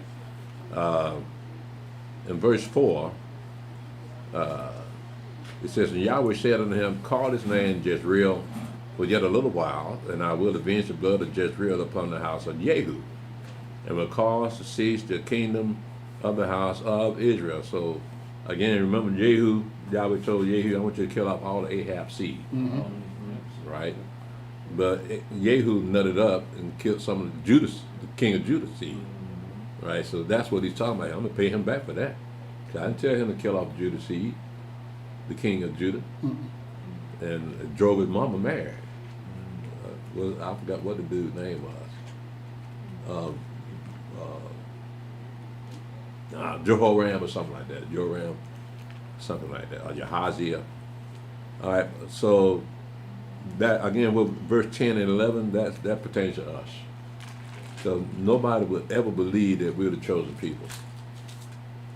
Let's go to chapter 2, Brother Stephen, and pick it up at verse 14. At verse 14, yeah. Hosea chapter 2, verse 14. Therefore, behold, I will allure her and bring her into the wilderness and speak comfortably unto her. And I will give her her vineyards from thence in the valley of Achor for a door of hope. And she shall sing there as in the days of her youth, and as in the day when she came up out of the land of Egypt. And it shall be at that day, saith Yahweh, that thou shalt call me Ishai, and shalt call me no more Baali. For I will take away the names of Baalim out of her mouth, and they shall not no more be remembered by their name. And in that day will I make a covenant for them with the beasts of the field, and with the fowls of heaven, and with the creeping things of the ground. And I will break the bow and the sword and the battle out of the earth, and will make them to lie down safely. And I will betroth thee unto me forever. Yea, I will betroth thee unto me in righteousness, and in judgment, and in loving kindness, and in mercies. I will even betroth thee unto me in faithfulness, and thou shalt know Yahweh. So when it says betrothed, do you understand what that means? So married. That's right. Right? So we get the same scenario in Ezekiel chapter 20, when it says he's going to purge out the rebels and the transgressors and bring us under the bond of the covenant. Just like he did the first time with the Ten Commandments, those are wedding vows. And so what we have here, the second time he's going to marry us again. And then Jeremiah, he said, I'm already married to you. Right? Pick this up at chapter 3, Brother Steph. Oh, you ain't finished that up, have you? No, sir. Go ahead. Hosea chapter 2, verse 21. And it shall come to pass in that day, I will hear, saith Yahweh, I will hear the heavens, and they shall hear the earth, and the earth shall hear the grain, and the wine, and the oil, and they shall hear Yisrael. And I will sow her unto me in the earth, and I will have mercy upon her that had not obtained mercy, and I will say to them which were not my people, thou art my people, and they shall say, thou art my Elohim. We were reading in the book of Romans yesterday. I think you were doing a Walt's class. And we ran across Romans chapter 10. And in Romans chapter 10, Paul says, he that calls upon the Lord shall be saved. Right? Now, who is he referring to? What Lord was he referring to? Was it Mashiach? Nope. Well, who was it? It wasn't Mashiach. You want to go ahead and look at it? Let's go look at it. Romans chapter 10.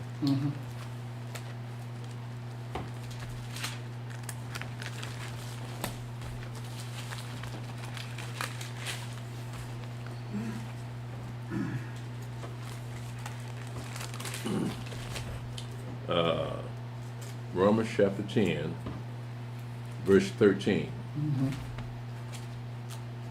For whosoever shall call upon the name of the Lord shall be saved.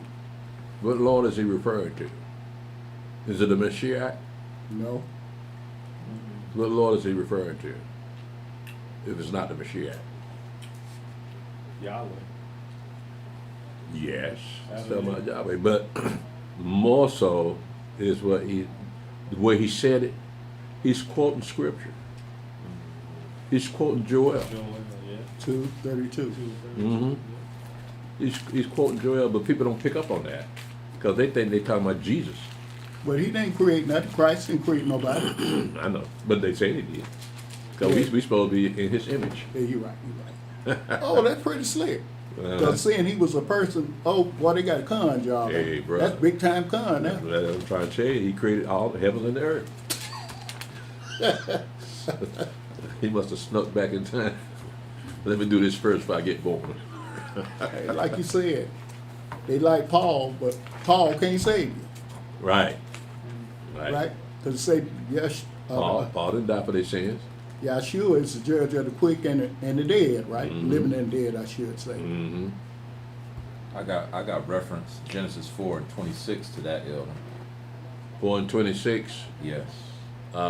That's talking about Cain and the descendants of Cain, isn't it? Seth. Yeah, it says, and to Seth to him also there was born a son, and he called his name Enos. Then began men to call upon the name of Yahweh. Okay, that's the last verse. Yes, sir. In chapter 4. Yes. You know why they decided to call upon the name of Yahweh? In 26. Yeah, Why? verse 26. So that's when men began to call upon the name of Yahweh, right? Yes. You know why? No. Because Yahweh, the last time Yahweh spoke was to Cain. You can't, right? He hadn't spoken anymore after that. That's why they was calling on him, so to speak to them. So he did mention. So he did. Yahweh's name was, because I know at some point in time, at this point in time they called him El Shaddai. Yeah. Okay. So he actually called his name Yahweh. Yeah. Well, no, they call it El Shaddai. Okay. Yeah, God Almighty. Got him. Okay. All right. Right. But the way they translated, they used the word name. Mm-hmm. Yeah, so it's not really a name when you read in Exodus chapter 6. Yahweh told him, I did Abraham, Isaac, and Jacob did not know my name. Mm-hmm. Right? So Abraham, Isaac, and Jacob didn't know their name, then Cain didn't know it either. That's right. Not Adam. Right? His name hadn't been revealed yet. Right. He did get revealed to. Right? So again, when it's written that's when men began to call upon the name of Yahweh, because Yahweh had said nothing else to him. He had been talking to Adam, Eve, and Cain. As a matter of fact,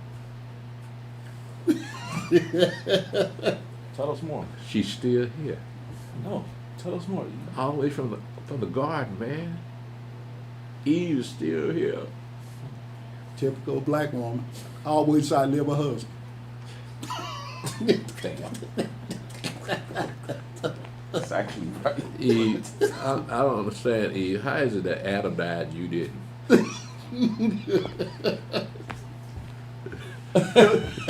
Tell us that. Because he wanted to. God, that's a good one because he wanted to.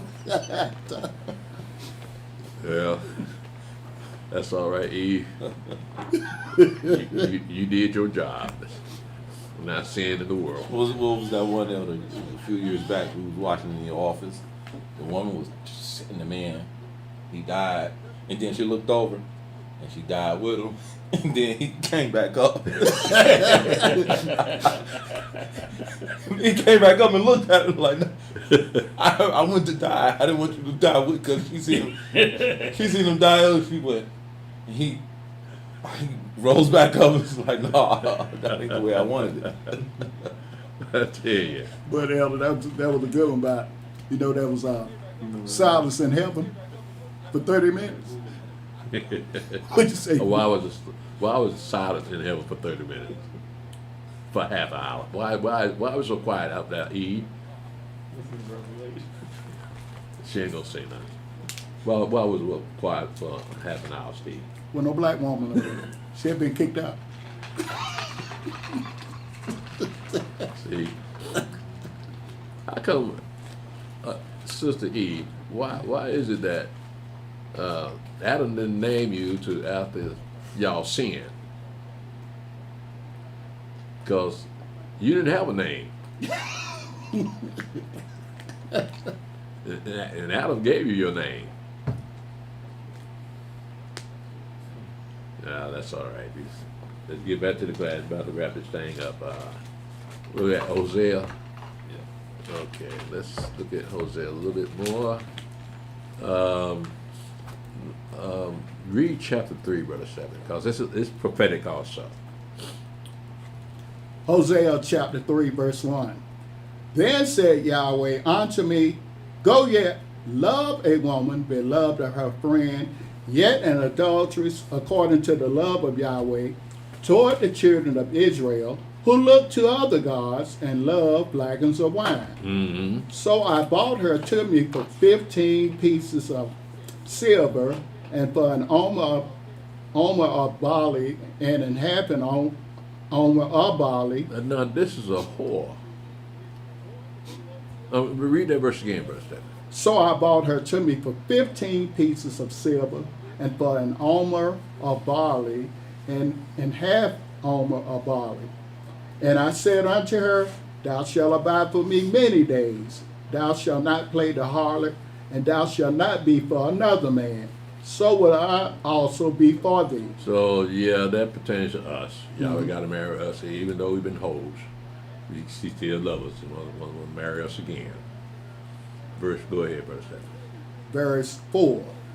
But the children of Israel shall abide many days without a king, and without a prince, and without a sacrifice, and without an image, and without an ephod, and without teraphim.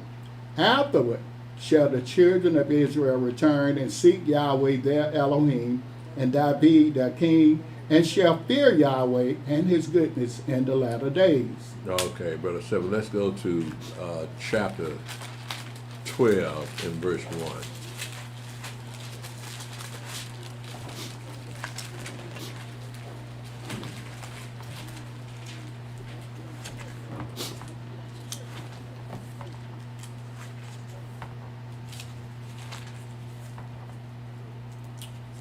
Hosea chapter 12, verse 1. No, I'm sorry, chapter 11, verse 1. Hosea chapter 11, verse 1. Mm-hmm. When Israel was a child, then I loved him and called my son out of Egypt. Now, there it is again.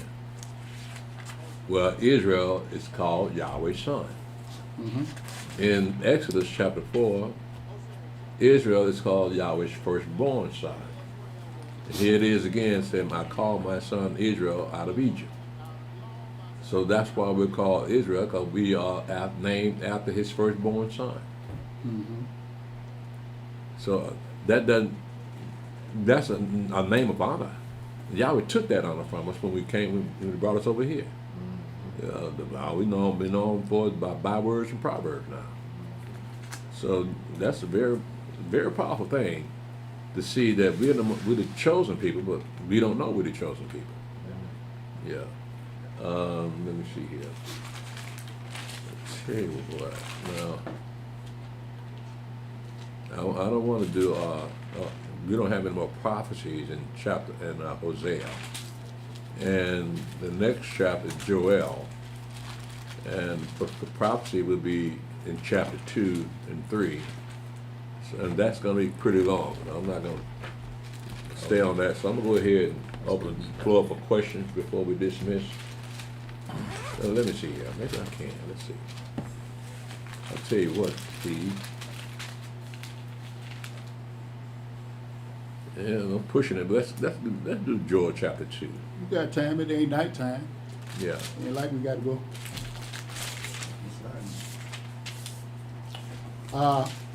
Joel chapter 2, verse 1.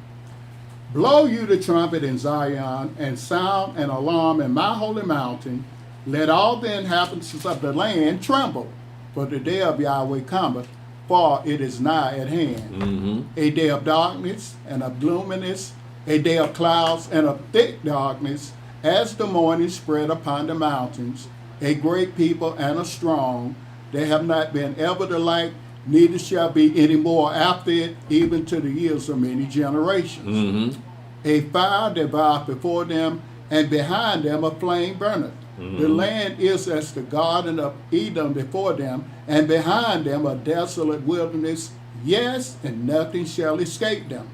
The appearance of them is as the appearance of horses, and as horsemen, so shall they run. Like the noise of chariots on the tops of mountains shall they leap, like the noise of a flame of fire that devoureth the stubble, as a strong people set in battle array. Before their face the people shall be much pain, all faces shall gather blackness. They shall run like mighty men, they shall climb the wall like men of war. They shall march every one on his ways, and they shall not break their ranks. Neither shall one thrust another. They shall walk every one in his path, and when they fall upon the sword, they shall not be wounded. They shall run to and fro in the city, they shall run upon the wall. They shall climb up upon the houses, they shall enter in at the windows like a thief. The earth shall quake before them, the heavens shall tremble, the sun and the moon shall be dark, and the stars shall withdraw their shining. Hold on, Stephen. This is the invasion of those armies coming up to Jerusalem, coming up to the land after the 3.5 years. Right? So we know that all the armies of the earth going to come up, and then it's got the same scenario in Zechariah chapter 12 and Zechariah chapter 14. So this is saying the same thing. It's going to be a great army coming up to Jerusalem. They're going to kill some people.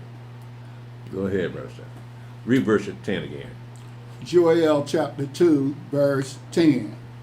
The earth shall quake before them, the heaven shall tremble, the sun and the moon shall be dark, and the stars shall withdraw their shining, and Yahweh shall utter his voice before his army, for his camp is very great. For he is strong that executeth his word. For the day of Yahweh is great and very terrible, and who can abide it?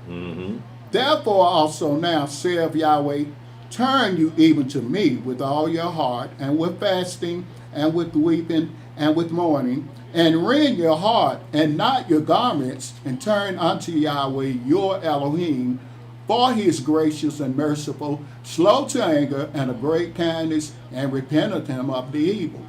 Who knoweth if he will return and repent, and leave a blessing behind him, even a meal offering and a drink offering unto Yahweh your Elohim?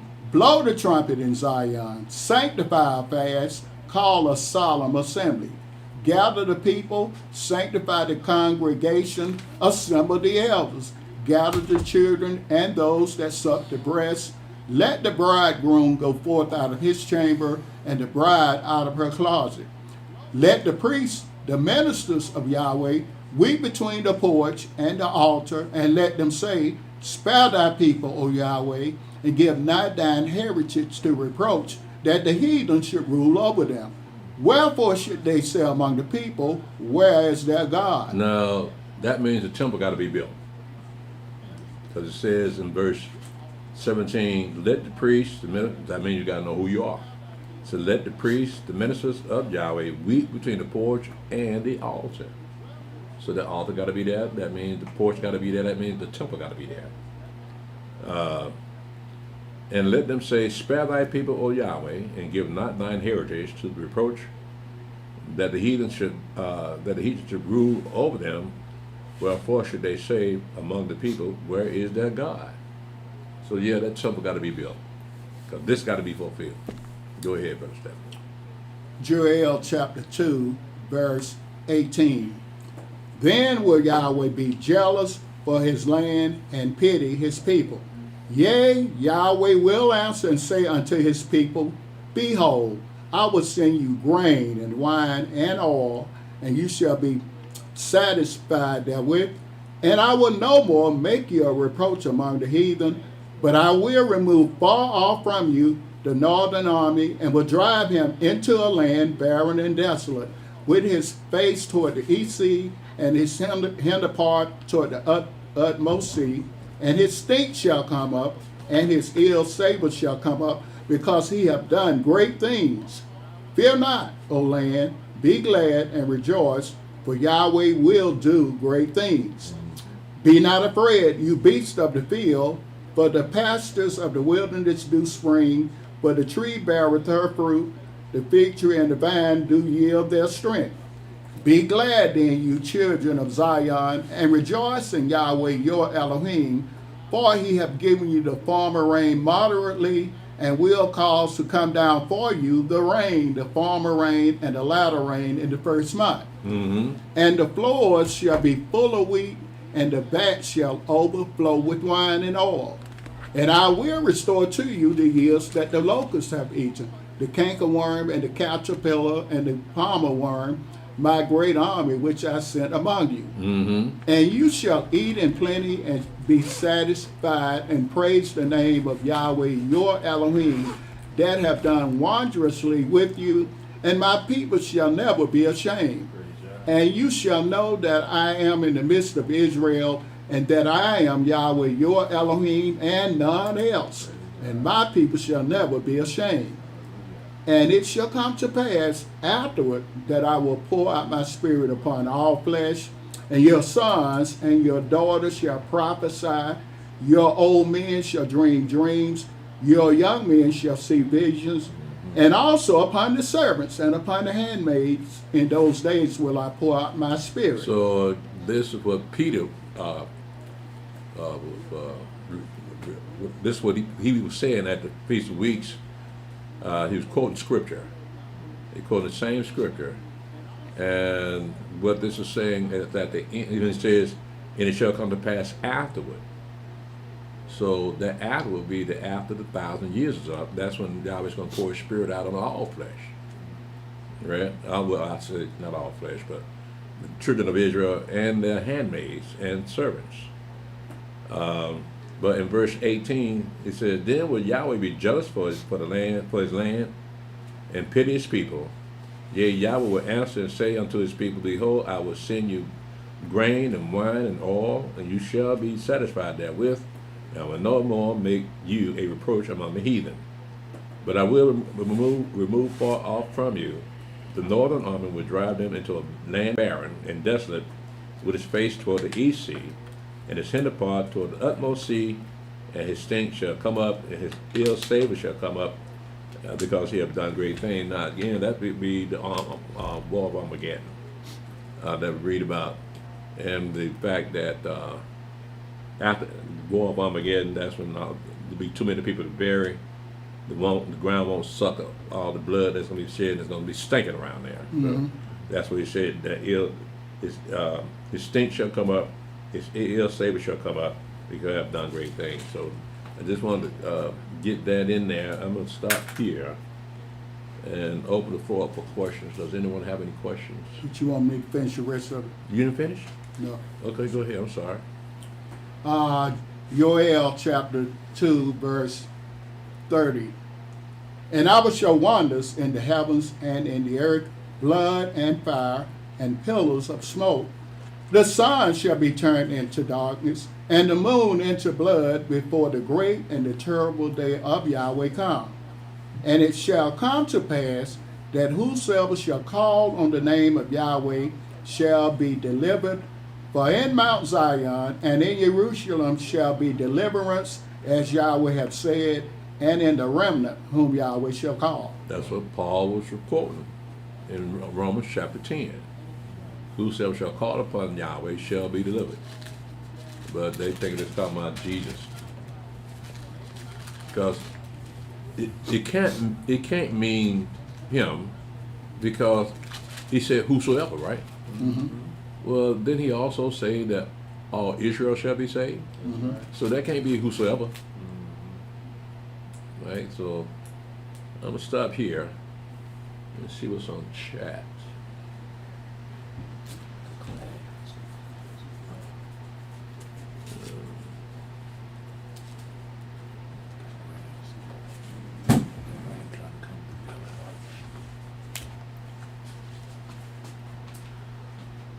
I have Brother Abraham and on Facebook at the top.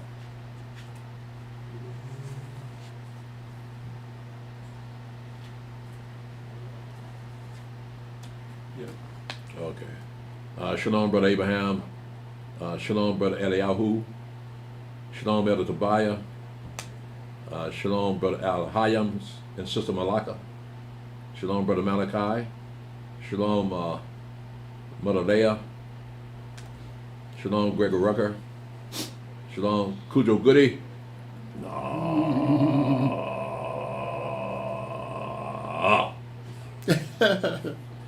We grown, man. We pushing 100, bro. You can't do this in the kingdom, man. They see not. They don't know. You can be doing it by yourself. Shalom, Lonely Red Wolf. Shalom, Mickey Anderson. Shalom, El Hiram. Shalom, Avisha Judah. Shalom, Sister Neriah. Shalom, Brother Yohanan. Shalom, Islam Yasharada.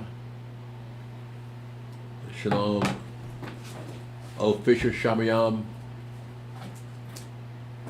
Shalom, Sister Rachel about Israel. Shalom, Shamayam Yasharada Elder. Shalom. Mother Leah said, why is the beast the image of a man in Daniel, and in Revelation the image is a dragon? I need a verse to say that that was an image of a man. Let's see here. I think we're referring to Daniel chapter 11.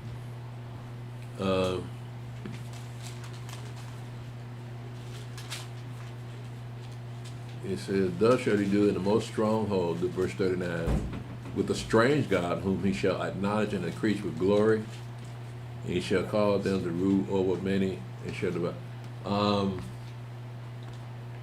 I think what you have to understand, Mother, is that all the empires that came upon the earth in Daniel chapter 7 were guarded as beasts. So that's how Yahweh looks at people, as beasts. In the book of Revelation, he says the image is of a dragon.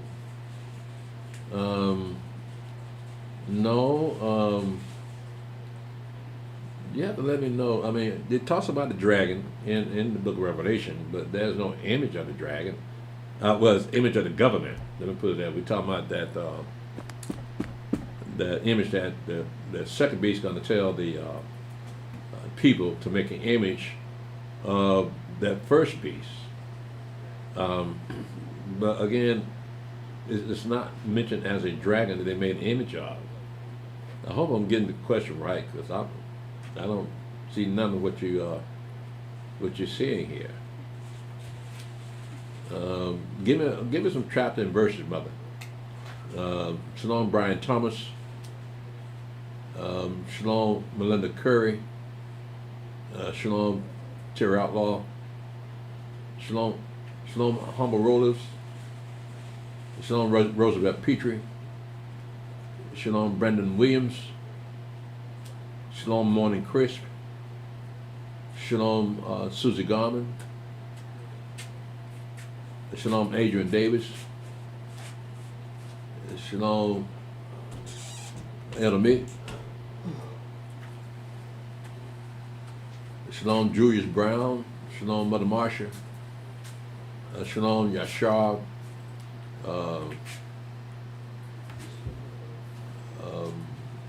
Islam. Shalom, 1M Shelton. This quit, okay. Okay. Shalom, Brother Yosef. Shalom, Tamika Whittiers.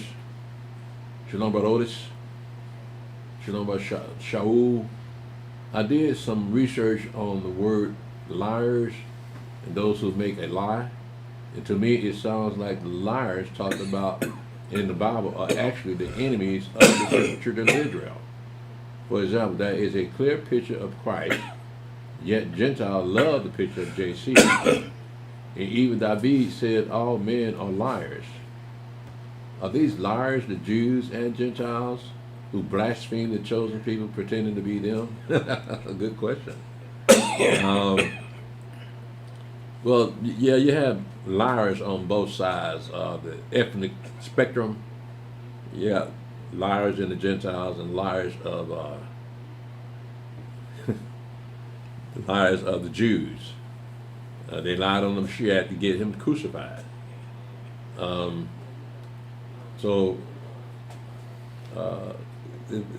Those people that would be purposely telling lies on Yahweh and purposely telling lies in general, just been lying all their life. So that goes across all ethnicities. Whoever's a liar, yeah, they're gonna be thrown into the lake of fire. And let's see, are these liars the Jews and Gentiles who blaspheme the chosen people pretending to be them? Yeah, they're liars. But I don't understand why would you say they blaspheme. The people that blaspheme are the Edomites. White people are not trying to be Jews. The Edomites are trying to be. And all white people are not Edomites. I hope I got that question for you, Brother Shaul. Elder, was the Maccabean War going against Yahweh? Just wondering because he put the Romans over our people, or they was unknowingly following Daniel chapter 11, in verse 32. No, the Maccabean Wars, Yahweh allowed that. Because, first of all, the Greeks had to make room for the Roman Empire. Just like the Persians had to make room for the Greek Empire.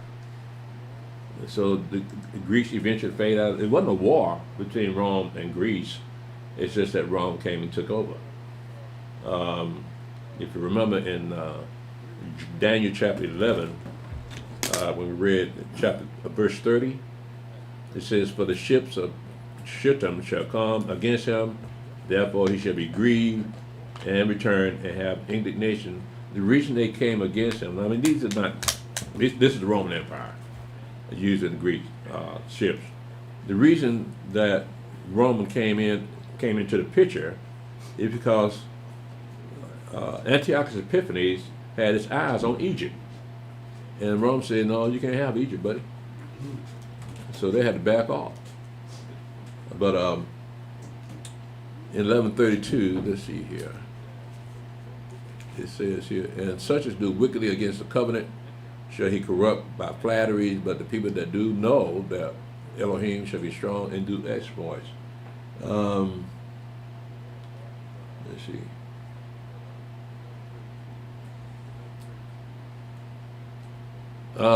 Again, Daniel, between chapter verse 30 and verse 35, that would be the Maccabean Wars. And they did have some autonomy for a while. They had their own coinage. They had their own money. It wasn't working very much, but nevertheless, they were independent once again. But soon the Roman Empire showed up, and they had to fall under the Roman Empire. So at one point, they was independent after the Greek Empire, and now they're no longer independent. All this had, like I say, the Babylonians had to make way for the Medo-Persian, and the Medo-Persian had to make way for the Greeks, and the Greeks had to make way for the Romans. And all this had to happen according to prophecy, the prophecy of Daniel chapter 7. All right. Shalom, Brother Ezra. Elder, after the Yeshua's 1,000-year reign, who will be on the throne?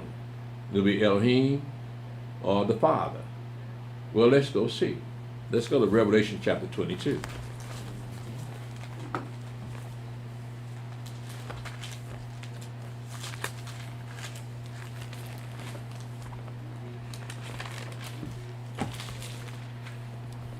Now listen to what it's saying here.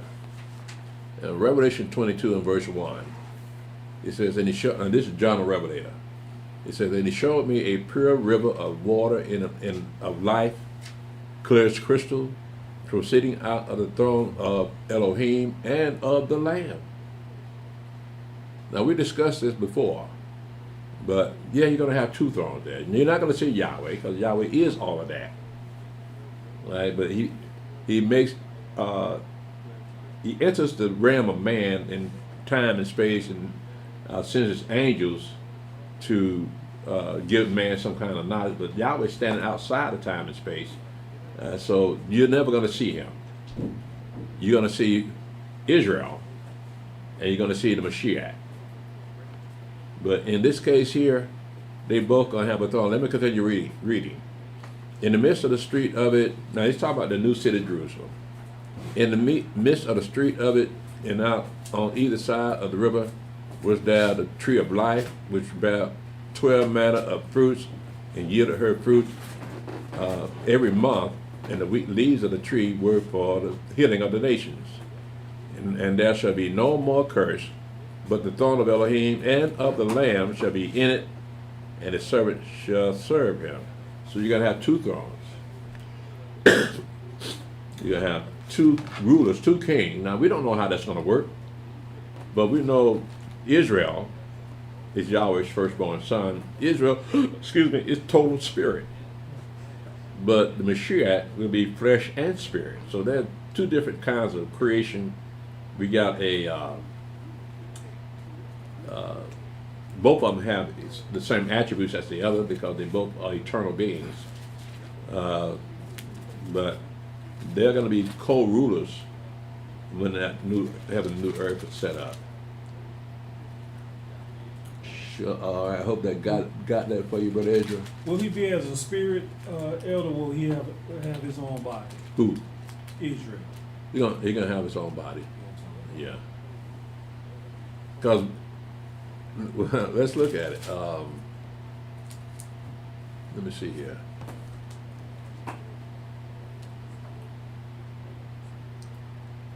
In verse 4, in chapter 22, it says, and they shall see his face, and his name shall be in their foreheads.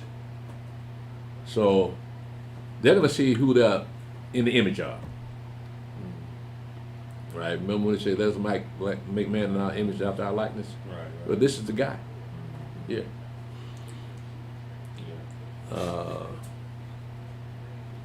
Yeah, it'll be the Father won't need a throne, because you got to remember now, the last time you hear about the Father is in Revelation chapter 3, when the Mashiach said he dwells in his Father's throne. That'll be the third heaven. Shalom, Gershom Levi. Um, praise Yah, brother Alahayim. Shalom. I guess I win. Shalom, Clarence Marks and Sister Yolita. Shalom, brother Benaiah. Shalom, MA Feel Good. Praise Yah. Shalom, brother Benaiah. Shalom, brother Obi. Shalom, who wants to know? Shalom, man, I enjoyed the class lesson yesterday, today, and Sabbath lesson yesterday. Praise Yah, man. Come on back. Shalom, Elder Hezekiah. Yes, my brother. Shalom. Let's see here. For a great awakening in these last days, great class, praise Yah. Shalom, MA Feel Good. When are you baptizing again? We usually baptize on the Sabbath, so if you want to, hold on a second here.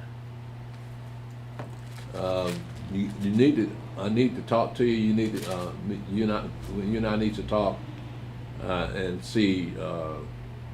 Let us first of all meet you, and you can meet us, so we see. We can discuss baptism.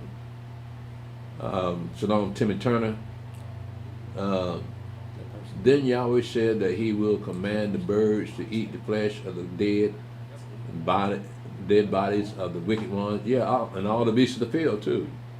You find that in Ezekiel and in the book of Revelation. But they still got to be buried, according to Ezekiel 39. You still got to bury them dead bodies out there. Shalom, brother Yaakov. Praise Yah. Shalom, brother Cujo Goody.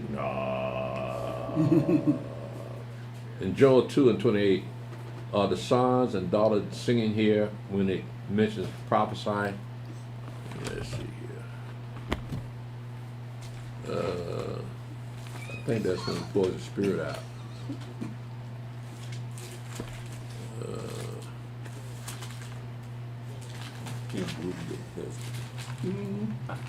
Except Mother.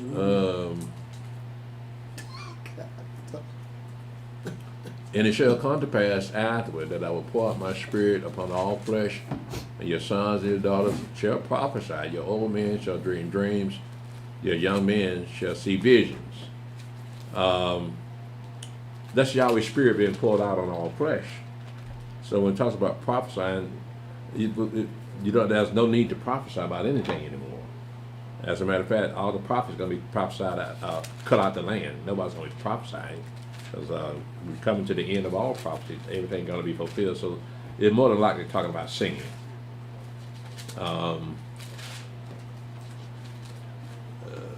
Yeah. Who wants to know, Elder, why is it such a struggle for some people who found out that they are Israel, those who want to keep the commandments? I'm wrestling with this also. Well, the thing about us is that Yahweh wants people that usually thinks, and black people don't want to think. They don't want to consider. They don't want to go above that level of thought where they are now. So right now they're Christians, and they don't have to do any kind of serious thinking with being a Christian, because everybody you know is a Christian. So they don't want to think. That's the main thing. They don't want to consider what is written in the Bible, because first of all, the Bible, they can't relate to it because they don't know that they are the people of the book. They still think of themselves as Christians. They never consider themselves Israel. So you got to get past that block. And if they do, then there's a miracle that they get past that block. If they get past that Christian block, they may understand what the Bible is saying. But right now, as a Christian, they will never understand it. Let's see.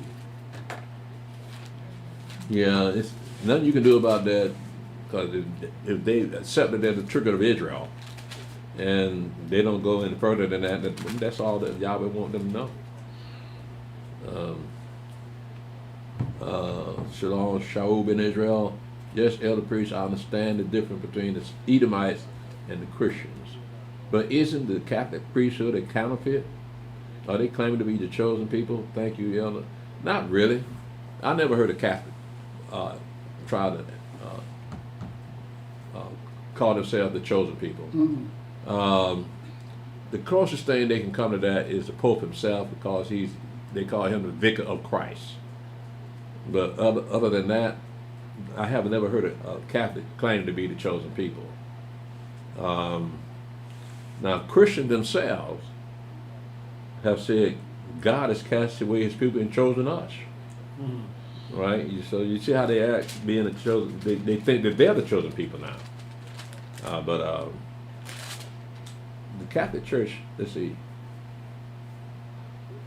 Yeah, the Edomites and the Edomites pretend to be us, and the Christians say we're a brand new gang. We're brand new kids on the block. So Yahweh loves us. God loves us. But they're not claiming to be the same thing. What they call it is replacement theology. With the white Christians, they believe that they have replaced God's chosen people, and the Edomites say that they are God's chosen people. So that's about all that goes with that. They claim to be, both of them claim to be us. Shalom, Brother Mickey. Elder, in Isaiah 14, 4 through 17, should the angels have done the same thing Satan did? Same thing Satan did and got inside of men and experienced man's sin. Why and how they will be judged? Isaiah 14. Let's see. We just went to Isaiah 14. Let's see.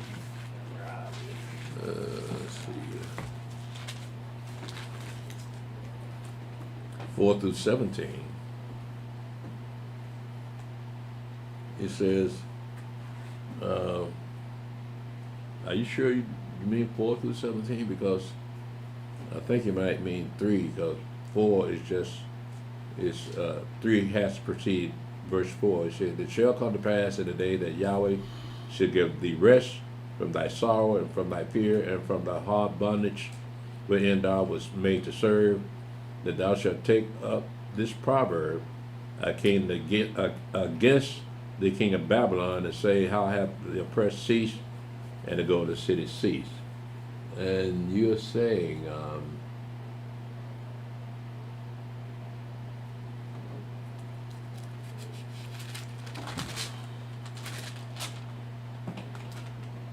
well, the angels can't do anything unless Yahweh let them do it. All right? If Yahweh tells them to go get in that man, they go get in the man. So when you look at the people around the world today, even America, that is a probable question as what is inside of this person. Does he have some kind of spirit that's guiding him to do the things and say the things that he says? That's a question. But all we have is what's already written, that Yahweh sends his angels to our people, or he lets Satan get into some people. For instance, Satan tormented Job, but he didn't get into Job. But he had, he was the one that caused Job all his trouble. The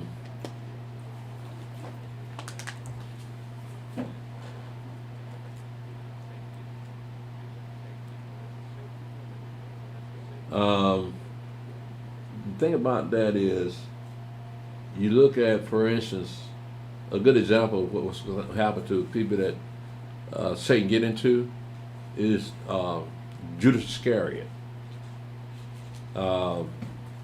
Satan got into Judas Iscariot to betray the Mashiach, right? Now, when the Mashiach knew who he was and what he was going to do, and what did he say about him? He said, best he was never born. So yeah, that I'm looking at that way, that too. If Satan got into somebody, then yeah, they're going to be judged. Shalom, Don, are you saying that Israel, the spirit who we are named after, we will see him? Yes, on that new earth. Yes. Dun family, are you saying we will see Yah, firstborn son, Israel, in his physical form? Yes. Yes. We finally get to see him. Let me see if I can find something that. Let's go to 1 John.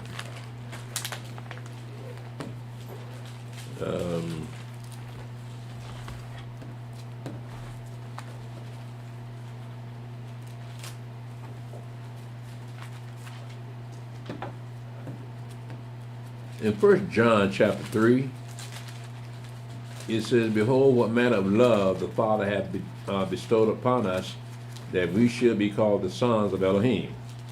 Therefore the world knoweth us not, because it knew him not. Beloved, now are we the sons of Elohim, and it does not yet appear what we shall be. But we know that when he shall appear, we shall be like him, for we shall see him as he is." Now, he's not talking about the Mashiach here. He's talking about that same God we talked about in Revelation 22. We're going to finally see him. Yeah. So yeah, we're going to see who it is that we're modeled after, who we are the image of. Now, of course, Yahweh get the glory, because he created all things. But he had to have some type of plan or some type of paperwork or some type of design of how he's going to create man. That's why it says in Genesis chapter 2, it says the Yahweh Elohim created man from the dust of the ground. I don't have anything else out there. Good point, yeah. You say now we the sons of God, not of the Messiah. Right. So it's talking about we're gonna see him. We're gonna see God. Mm-hmm. Right. As he is. Mm-hmm. Yeah. Uh, Another one.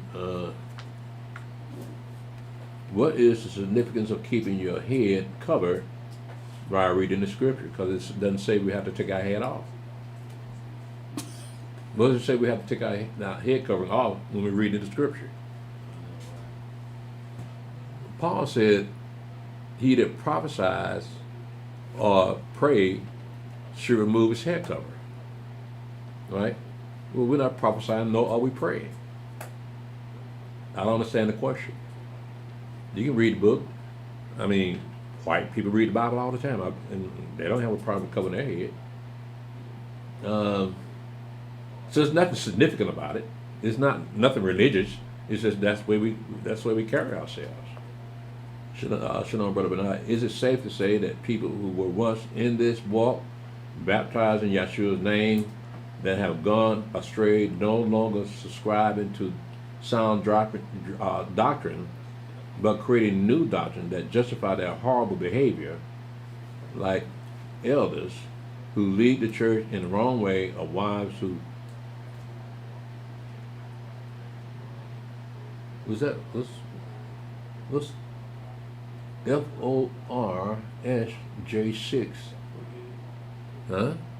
things forget their families. I think it's here trying to say forsake. Yeah, maybe.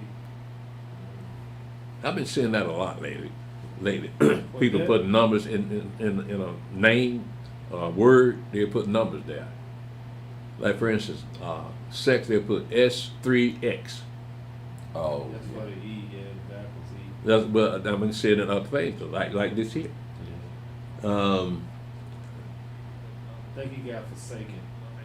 That's what it means, forsaken.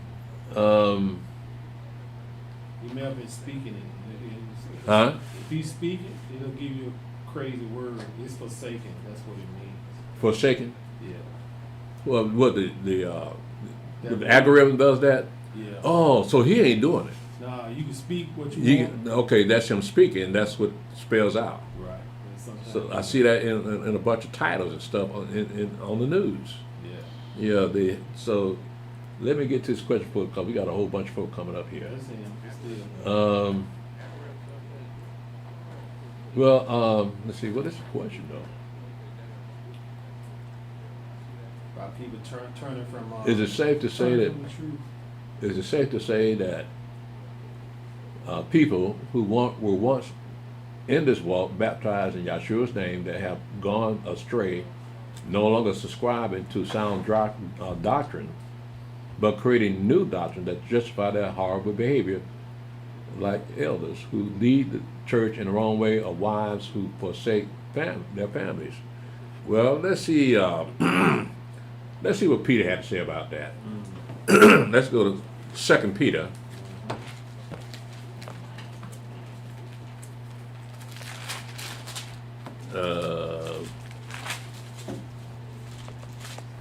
Chapter 2. I'm going to pick this up at verse 19. It says, while they promised them liberty, they themselves are the servants of corruption. This is 2 Peter chapter 2, verse 19 to verse 22. While they promised them liberty, they themselves are the servants of corruption, for of whom a man is overcome, of the same is he brought in bondage. For if after they have escaped the pollutions of the world, through the knowledge of the Adonai and Savior Yahshua HaMashiach, they are again entangled therein and overcome, the latter end is worse than with them than the beginning. For it had been better for them not to have known the way of righteousness than after they have known it to turn from the holy commandment delivered unto them. But it has happened unto them according to the true proverb, the dog is turned to his own vomit again, and a sow that was washed to her wallowing in the mire. So it's best that they never even heard of this. But Benaiah says, well, he's having the same attributes as Judas Iscariot. I'm speaking of, and also the same fate. Yeah, if Satan get in you, yeah, that's you. You too. You're a vessel of destruction. Remember now, there are vessels of honor and vessels of dishonor. So if people forsake this, what they've been taught, they're vessels of dishonor. They couldn't help it. It's Yahweh's will. Okay, let's see here. That was a mistake out of priest trying to get my question in fast, okay? All right, appreciate that, Brother Benaiah. Okay, I don't have anything else after him. They just putting up off in mighty quick. Thank you, Brother Benaiah. Thank you, what's in the name? Thank you, everybody that joined us today. Join us for our history class this coming third day, which is Tuesday night at 8 o'clock p.m. I'm going to give you 5 more seconds, Facebook, YouTube, to put some up in here. 5, 4, 3, 2, 1. All right, let's go here. All right, again, thank you, Facebook. Thank you, YouTube.